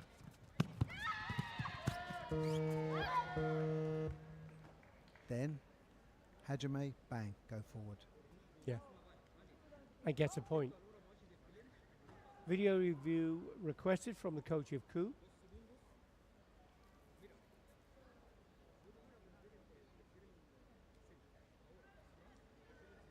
And we see the kick going up, but the arm of Toro seems quite high to smother the kick. So it doesn't come round. No, that's not a score.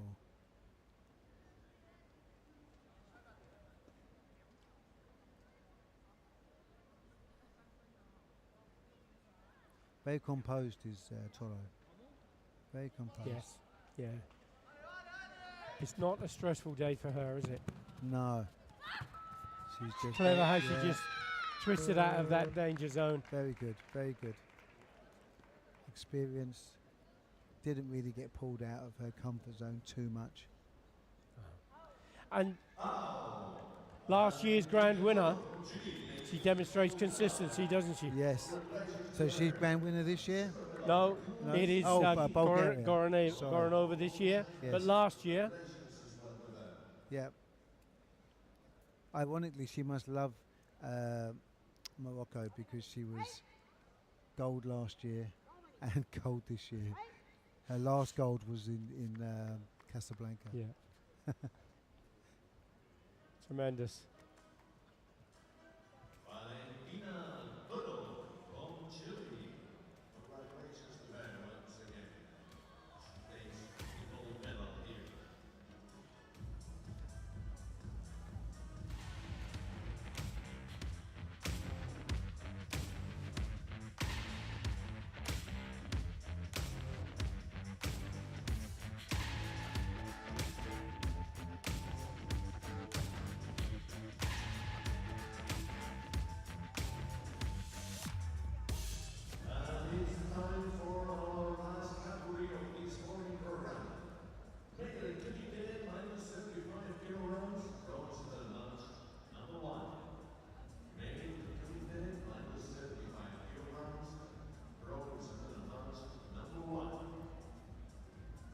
And this is a bout between Turkey and Ukraine.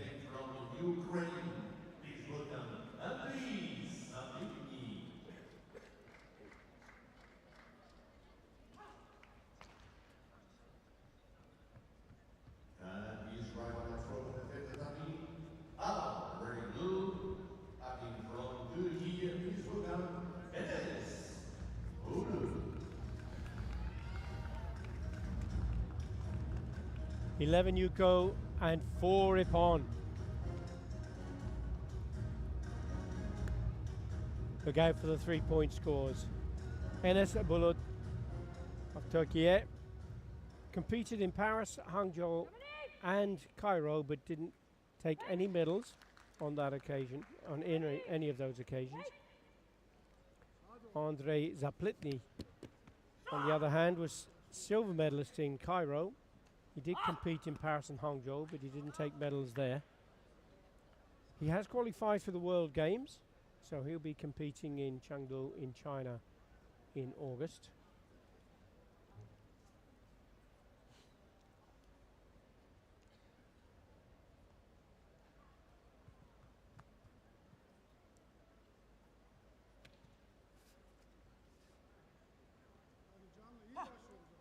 An interesting matchup, this one. Similar sizes, similar ability. Zaplitny may be a little more experienced. He was a world bronze medalist.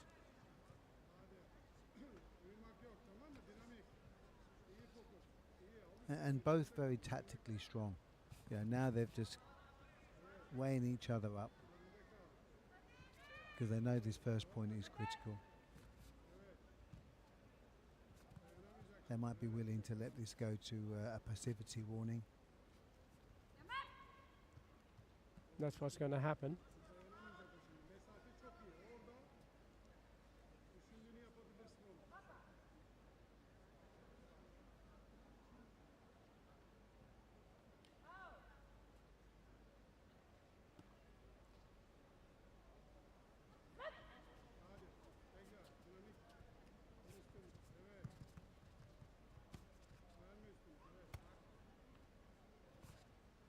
It's interesting, this little, if I do this, what do you do? Yeah, I love this. I love this part of the conversation. You know, the physical conversation that's occurring, isn't it? Yes. What happens? What do you? How do you test each other? You know, if I do that, what do you do? If I do this, and they're just seeing how they're reacting to certain things at the moment.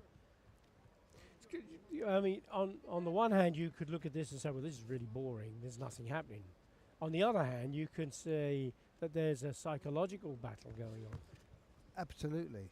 You know, they're really back and forth with this conversation. He tried to touch his hand, flicks it, the knee comes up. Okay, I'm telling you that I'm covering that kick. If you do this, I'm ready for that. You know, and then I will do something. So there is quite a lot going on, but somebody has to take a chance. Yeah, and we're halfway through the bout, and nobody's taken a chance just yet. And if it's 0-0 at the end, it's going to be a difficult one for the referees to make a decision. The judges will have to vote one way or the other. And if there's not a lot to go on, really. No. I wouldn't want that job to split these two at the moment. Oh, there's a strong side kick into the body from Bulut, and the punch from Zaplitny at the same time. So both of them are going to score.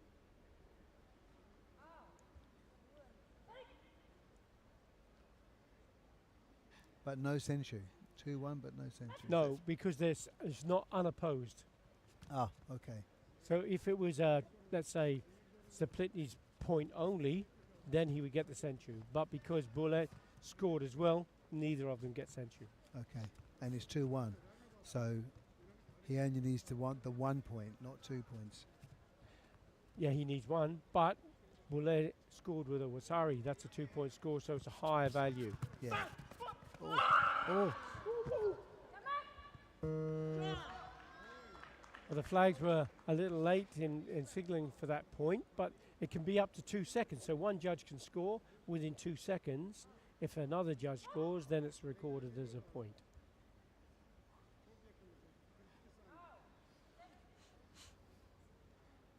You know, I've heard some comments, you know, talking, the 2 second delay, and I get it. I get there's a 2 second delay. But Zanshin, if you have Zanshin, awareness, then you're not going to get caught after that. And as we see here, where within that 2 seconds, you might think you've scored, turn to signal for the coach, Yeah. and get scored upon, or get hurt. Yes. I had this conversation with Mohammed El Sohaini Yes. about the Zanchin. And Mohammed, just for those who are not aware, Mohammed Al Hosseini is the chairman of the WKF World Technical Commission. Yeah, and we was talking about Zanchin, and it's easier to turn away. You get a lot of people turn away and celebrating too early. But back in sort of our era, 80s, 90s, 2000s, it was more of a health issue. Yeah, you. Zanchin wasn't an option. You needed to be fully focused for those 2 seconds after. Yeah, you the scored. level of contact was that much greater, wasn't it? Yeah. So. And the potential for injury. Yeah. So Therefore. I'm glad to see that they're really addressing this quite strongly.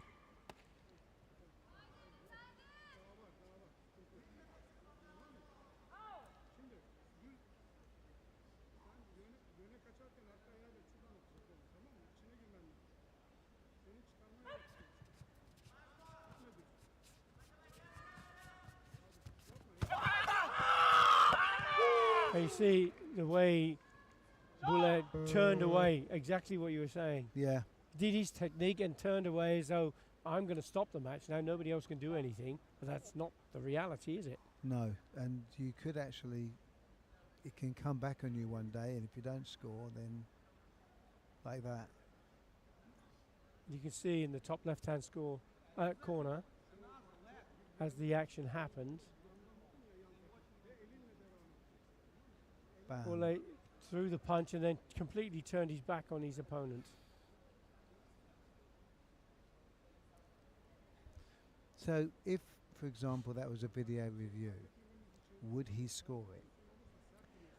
On the basis, well, Because the technique was good. but his awareness has been lost. And that's part Zanchin awareness, and that is referred to now, I think, in the rule book as awareness rather than Zanchin. Yeah. But that is part of the 6 criteria. Awareness is part of the 6 criteria to score. So that point would not have scored on video review. No. Okay.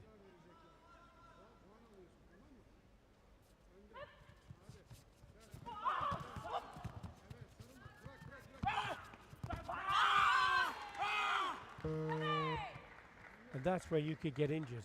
As you see Yeah. there. Well, he was about to throw a kick, but the match had stopped. So it's 3 points all. He can hold him. One more point. And Zaplitny is in the driving seat. I think he made a mistake there. He was quite vulnerable on that one leg.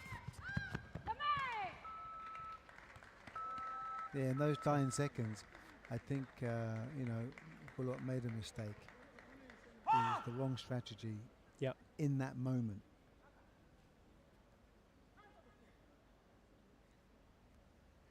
And having led that bout for 80% of the time. Yeah, I think his decision making made the difference. I think so. So I think it's so. almost that Bullet lost it rather than Zaplitny winning it. I think, yeah, he'll be kicking himself when he looks back at the video and look at his decision in the last 2 seconds or whatever it was. I think he'll be replaying it. I know what I should have done, but because you have to take into consideration sometimes how strong your opponent is. Maybe that has worked for him in the past, to just lift the leg up and to hold somebody. Yeah. But he should have got a gauge of this guy's strength coming forward, and that maybe that would not have been the right decision to do it.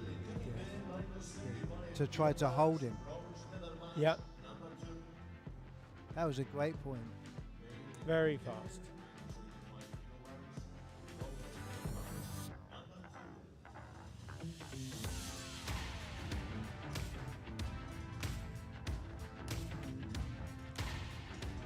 So the second of the bronze medal bouts in the male minus 75 kilogram. This is between Azerbaijan and Turkey. Neighbours. Indeed. 21-year-old Omar Faruk Yarur of Turkey.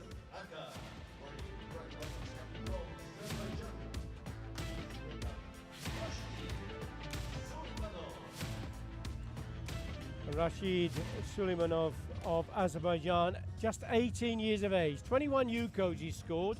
Look out for the punches. Holding now, Al, wearing blue, coming from Turkey. Please welcome Omer Faruk Yur. And Omar Faruk Yur, 21 years of age.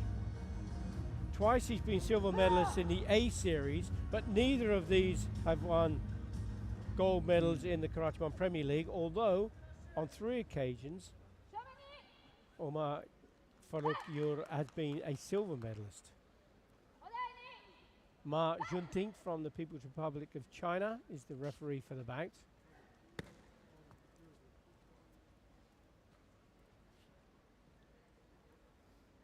And the World Games are going to be in China, in Chengdu. Absolutely. And Chengdu, China are now putting on more and more international competition. Recently, they had the championships in Hangzhou in the Premier League. Yeah. Last year, the Asian Championships was there.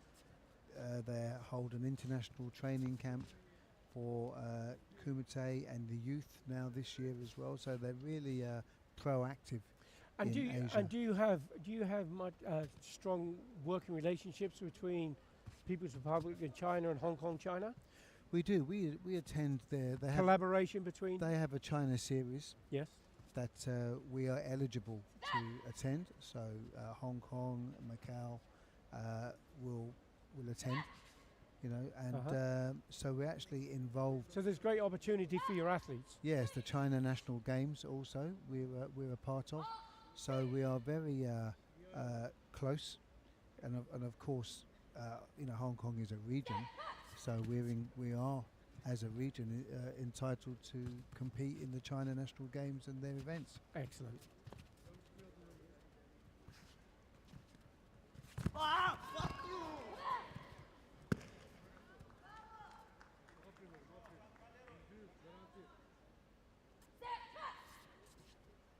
Oh, 2 minutes 12 seconds still remaining. No score from either of the fighters. Yuru for Turkey, wearing those blue colours.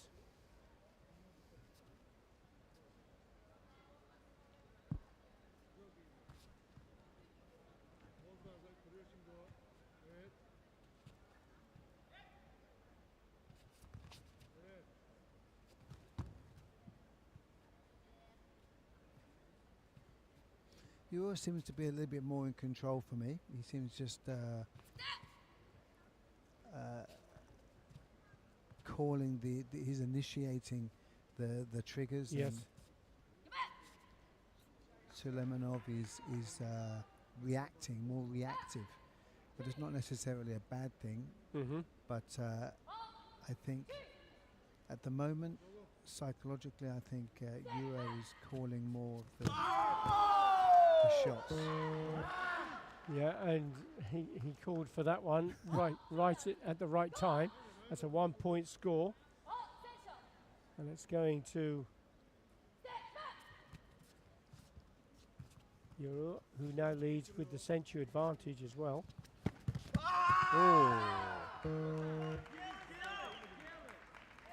Suleimanov coming straight back in with a score of his own.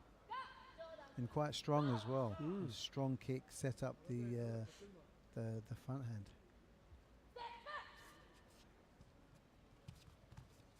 Suleimanov, no stranger to success. He's been a world bronze medalist as a junior.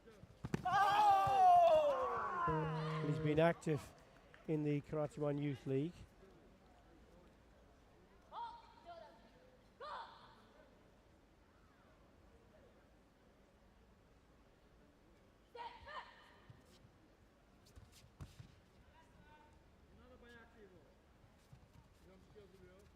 Farouk now with that 1 point and the Sensu advantage as we go into the last minute of the bout. Oh, now Lovely. came from nowhere, didn't it, William? Yeah, he hasn't even suggested he was going to do that all match. No. Amazing timing. Oh, I love the way he looked down, drew his opponent's attention to the yeah, tatami, and up came the kick from nowhere. beautiful. And I there's- don't- yeah, Didn't think he was expecting that Ashibarai to work, but it did. oh, and again he's just showing he's in control. Yes, He's in control. very much so. Even just then, he just placed the kick. It wasn't a score, but you know, he's just saying, look, So effortless, lifting his legs so high and just putting it where he wanted it to go. and he's both stances. He's subtly changing his stances. Very subtle. I'm not even sure if that's getting picked up all the time. It's just is confusing his opponent a Yes. little bit because he changes on the move. It's not a definite change. It's Yeah. just he slides in and out of stances. As you see there, from right stance to left stance, Yeah. and picks up another point on the way. So it's difficult to say which is his preferred stance because he seems to be comfortable in either. Yes. He would have different things in different stances. So that's obviously his Amazing. Urama wash stance. It's right leg forward. He's hooking he- kick. 9 points to 1. That gives him an 8-point differential, and the bout is stopped because of that 8-point differential.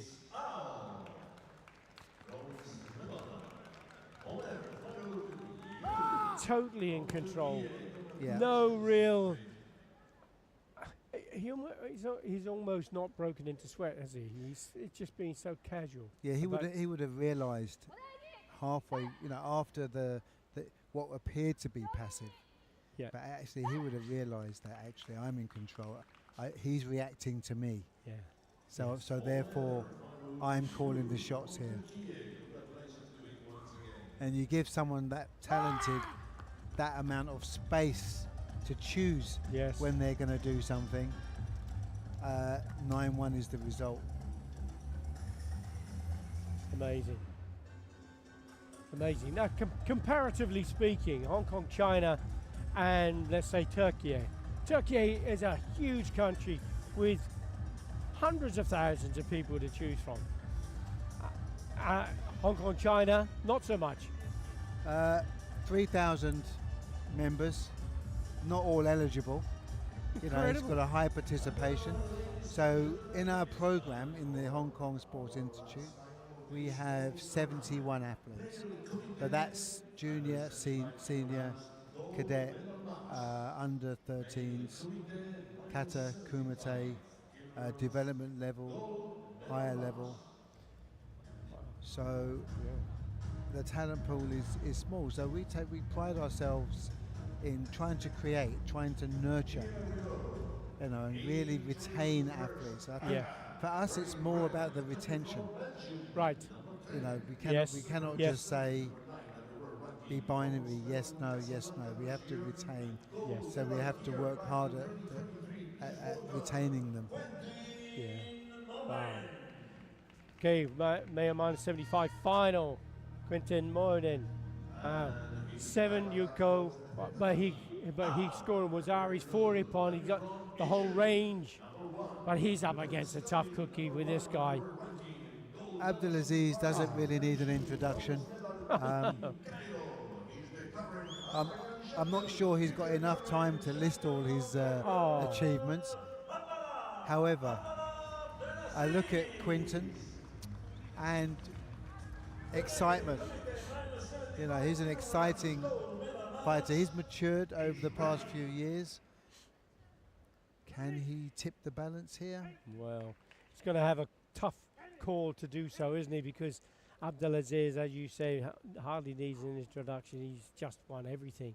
He's back-to-back now wearing those gold shoulders. He's the grand winner 24, grand winner 25, Olympian, World Games gold medalist. He's qualified for the World Games. Oh my goodness, the list goes on and on. Yeah, and I think he's just 26 as well. Yeah, oh yes, he's very much a young man. And he's still got so much opportunity in the future as well. But it'd be interesting to see, because as you say, Quinton Maudin, he's been in all of the Karate1 Premier Leagues this season, but he hasn't been in the medals. But he's going to get one today. He's going to get one today. But just on Abdulaziz, I think for me, one of his subtle skills, what impressed me the most about this guy, is how he closes a match from a winning position in the last minute is a masterclass. We may or may not get to see him, depending on how the bout unfolds. And I am not going to rule out Quinton, because he can change a game very quickly. There was the persistence of that attack from Abdulaziz that brought in that first opening score with a punch. So again, we've seen so many passivities in the first 30 seconds, but he's come out, he showed his intention. He said, look, I want to win, I want to take this. And now he's put the ball in Quinton's court and said, if you want it, come and get it.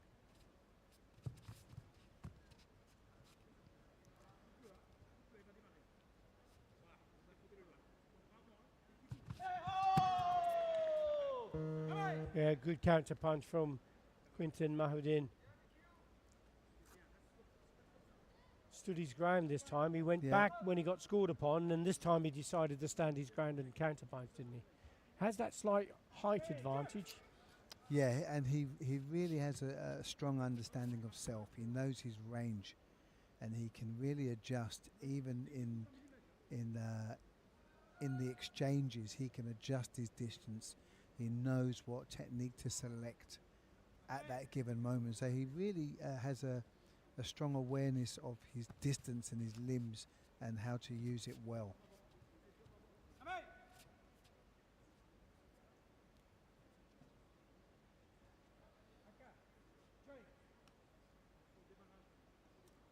So a warning for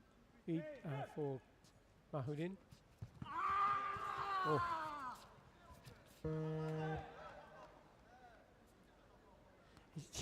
I love that he's just so calm, isn't he? There's no concern from you, it seems, from Abdulaziz. He's just got such a high fighting intelligence, as well as strength, speed.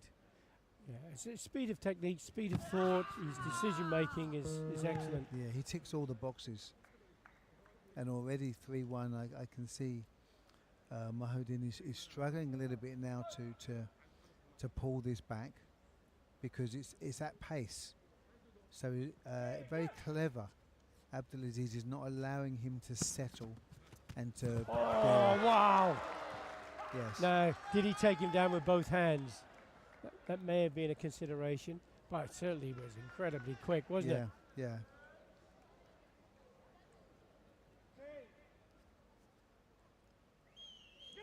That's a warning sign, isn't it? Yep. So he didn't get that one. But he's not letting him settle. Red point.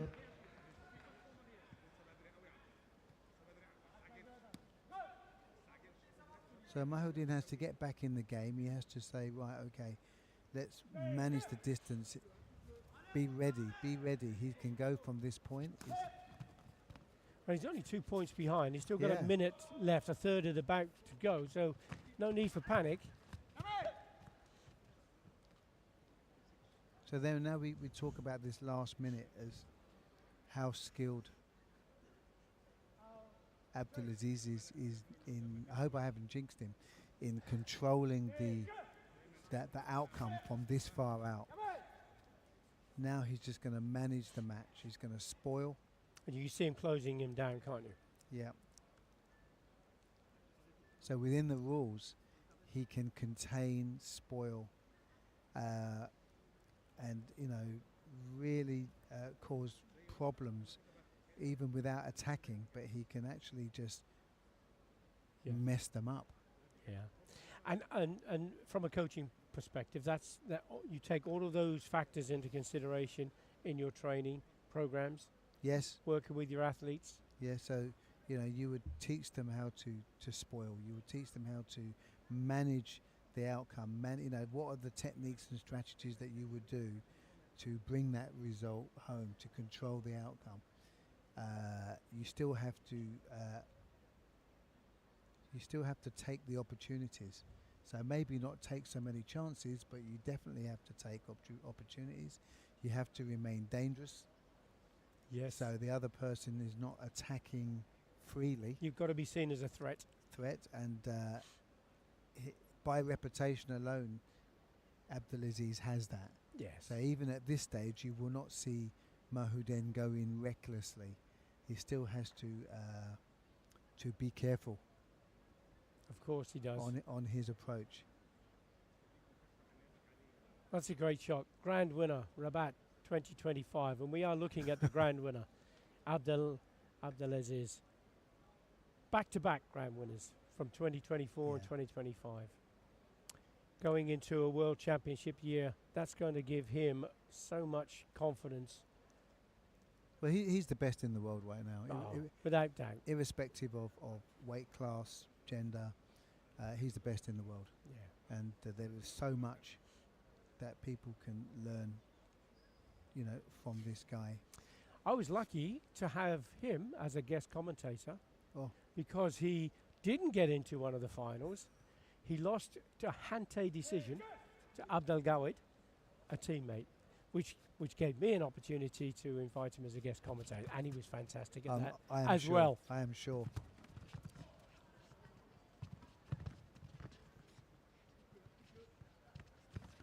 See the controlled pressure, and he does this little jump in the air as they initiate, or he goes high. So then they would have to go even higher to counter kick him. Right.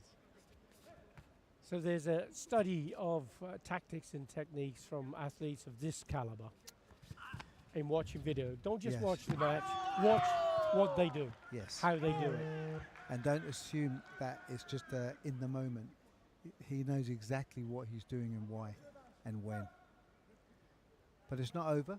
No, there's another point from Mahmoudin. Again, he's considered in his approach, and he's taken a point. He didn't let Abdulaziz spoil that opportunity. He stepped off the mat to buy some time, and there's still 17 seconds to go, so he's safeguarding the Senchu. Yes. And he gets a restart. In the center. Into the last 15 seconds now. He's covering. I think now we can see his legs going to be starting to move now. Well, they went quickly that time, didn't they?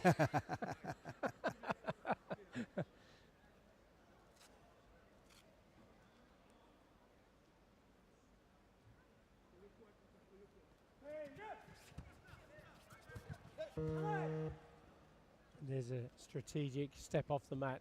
This time he will lose the Senchu. And there's 0.7 of a second left on the clock.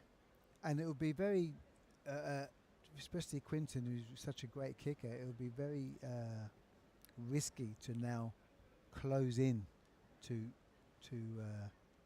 Mahmoudin. But if there's anybody that can do that and control that, it's going to be this guy. I don't think he would risk going backwards. He did take a Jogai. Yeah. We know that. The Senchu has been lost, but clever tactics. Yeah, and this is again why I'm so impressed with him is that 1 minute out he can close off the match and control that outcome, and he does that time and time and time again. From a minute out, I rarely see him get caught. Tremendous athletes. They've fought many times, and I'm sure in the future they will have some more. Yeah, no doubt, no doubt.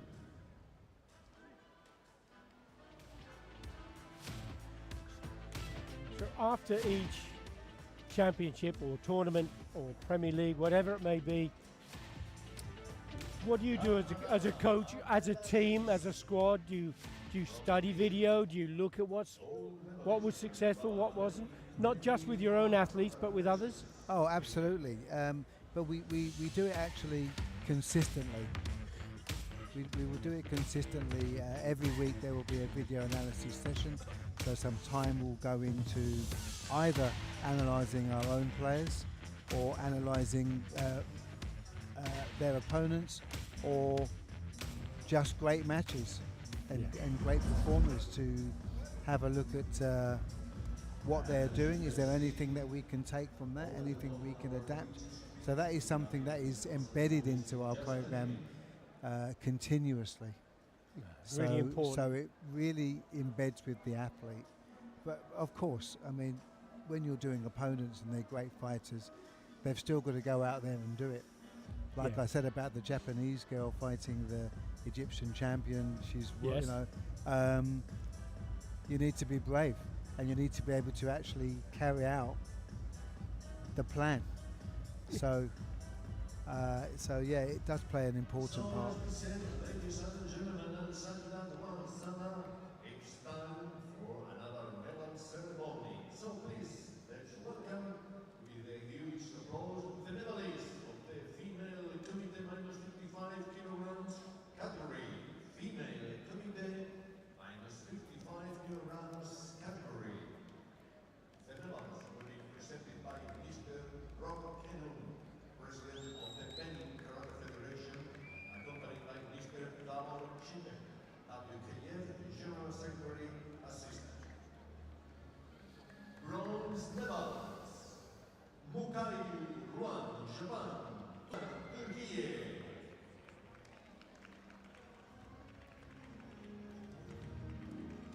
Bronze medal going to Japan's Okae Ruan. And now she's back smiling again.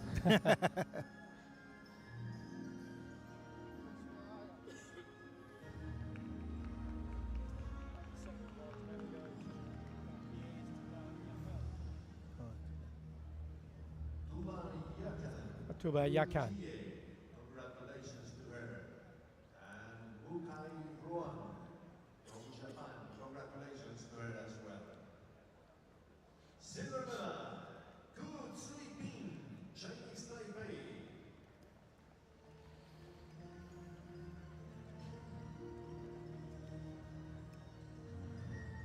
Ku Tzu Ping taking that silver medal.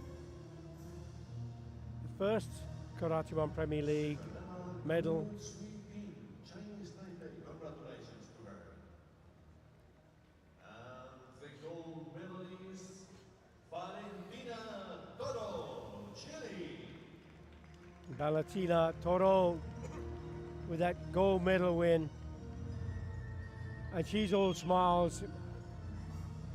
Brilliant performance. 3-1 defeat of Ku Tzu Ping. Valentina Toro from Chile, congratulations to her once again. So it's time for big chance now.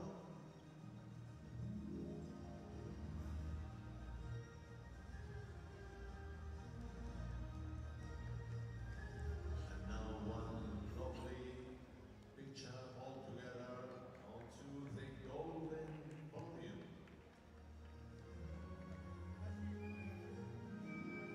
Your medalist for the female minus 55 kilogram. Mukai Ruan, Tubo Yakanen, Ku Tsui Pin, and Valentina Toro, the medalists of this category. Female committee minus 55 kilograms.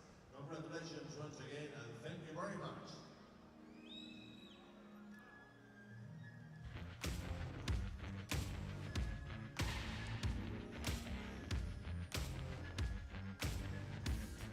Some fantastic karate and some fantastic organisation. The the federation, the Royal Moroccan Karate Federation, under the leadership of Mohammed Mokhtabil, the president, has been exceptional, hasn't it? It's a great stadium, great organisation. All the support staff here behind the scenes, really organised and really helpful to make this big machine working. And they've done a great job. They've done a fantastic job. And absolutely, Morocco is a nation that loves its sport, and the World Cup stadium for the 2030 Football World Cup is right next door. Yeah. The new stadium is being built as we speak. Yeah, fantastic. Looks great. It looks going to be great. So I think they're really investing in sport. I mean, this is had a new facelift, this building, and it's fantastic. What a great setting. Could be aspirations for the Olympics one day. You never know. We hope to get back. I mean, that's always the dream. That's the dream, and it's always the ultimate pinnacle of events is the Olympics. 2032? Yes, and karate needs to be there. Yes, it does. The medals will be awarded by Mr. Mohammed Tleidi, President of the Mauritanian Karate Federation, accompanied by Mr. Tabor Chipe, WKF General Secretary Assistant. Bronze medals, Andriy Zapletny, Ukraine, Omer Faryur, Turkey. Andrei Zapletny taking that bronze medal, defeating Enes Boulay with that sensational win. The second bronze medal going to Turkey's Omar Farouk Yoru, defeating Rashid Suleimanov of Azerbaijan. Huge score, 9 points to 1. Andriy Zapletny, Ukraine. And to his left, Omer Faryur, Turkey. Congratulations to both of you. Silver medal, Quentin Malben, Belgium. Quentin Malben taking that silver medal.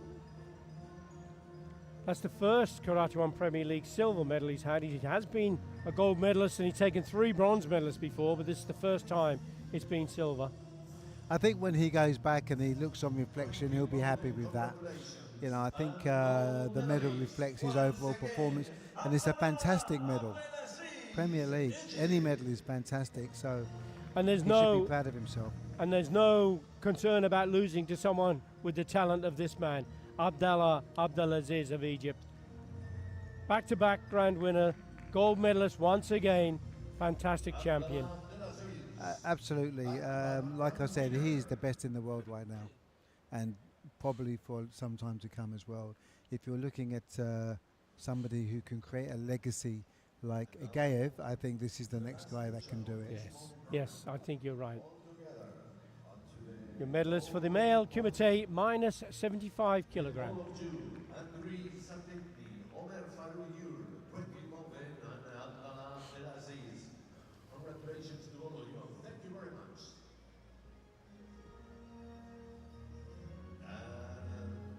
And Sanidad Malsama, ladies and gentlemen, that's a wrap for this morning session.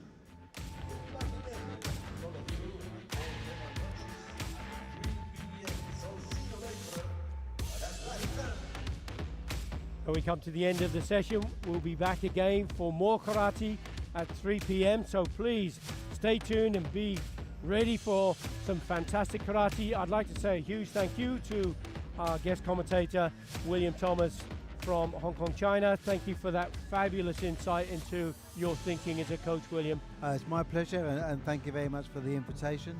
I really enjoy going through the fights and just, you know, talking with you about the matches as they go through. Thank you.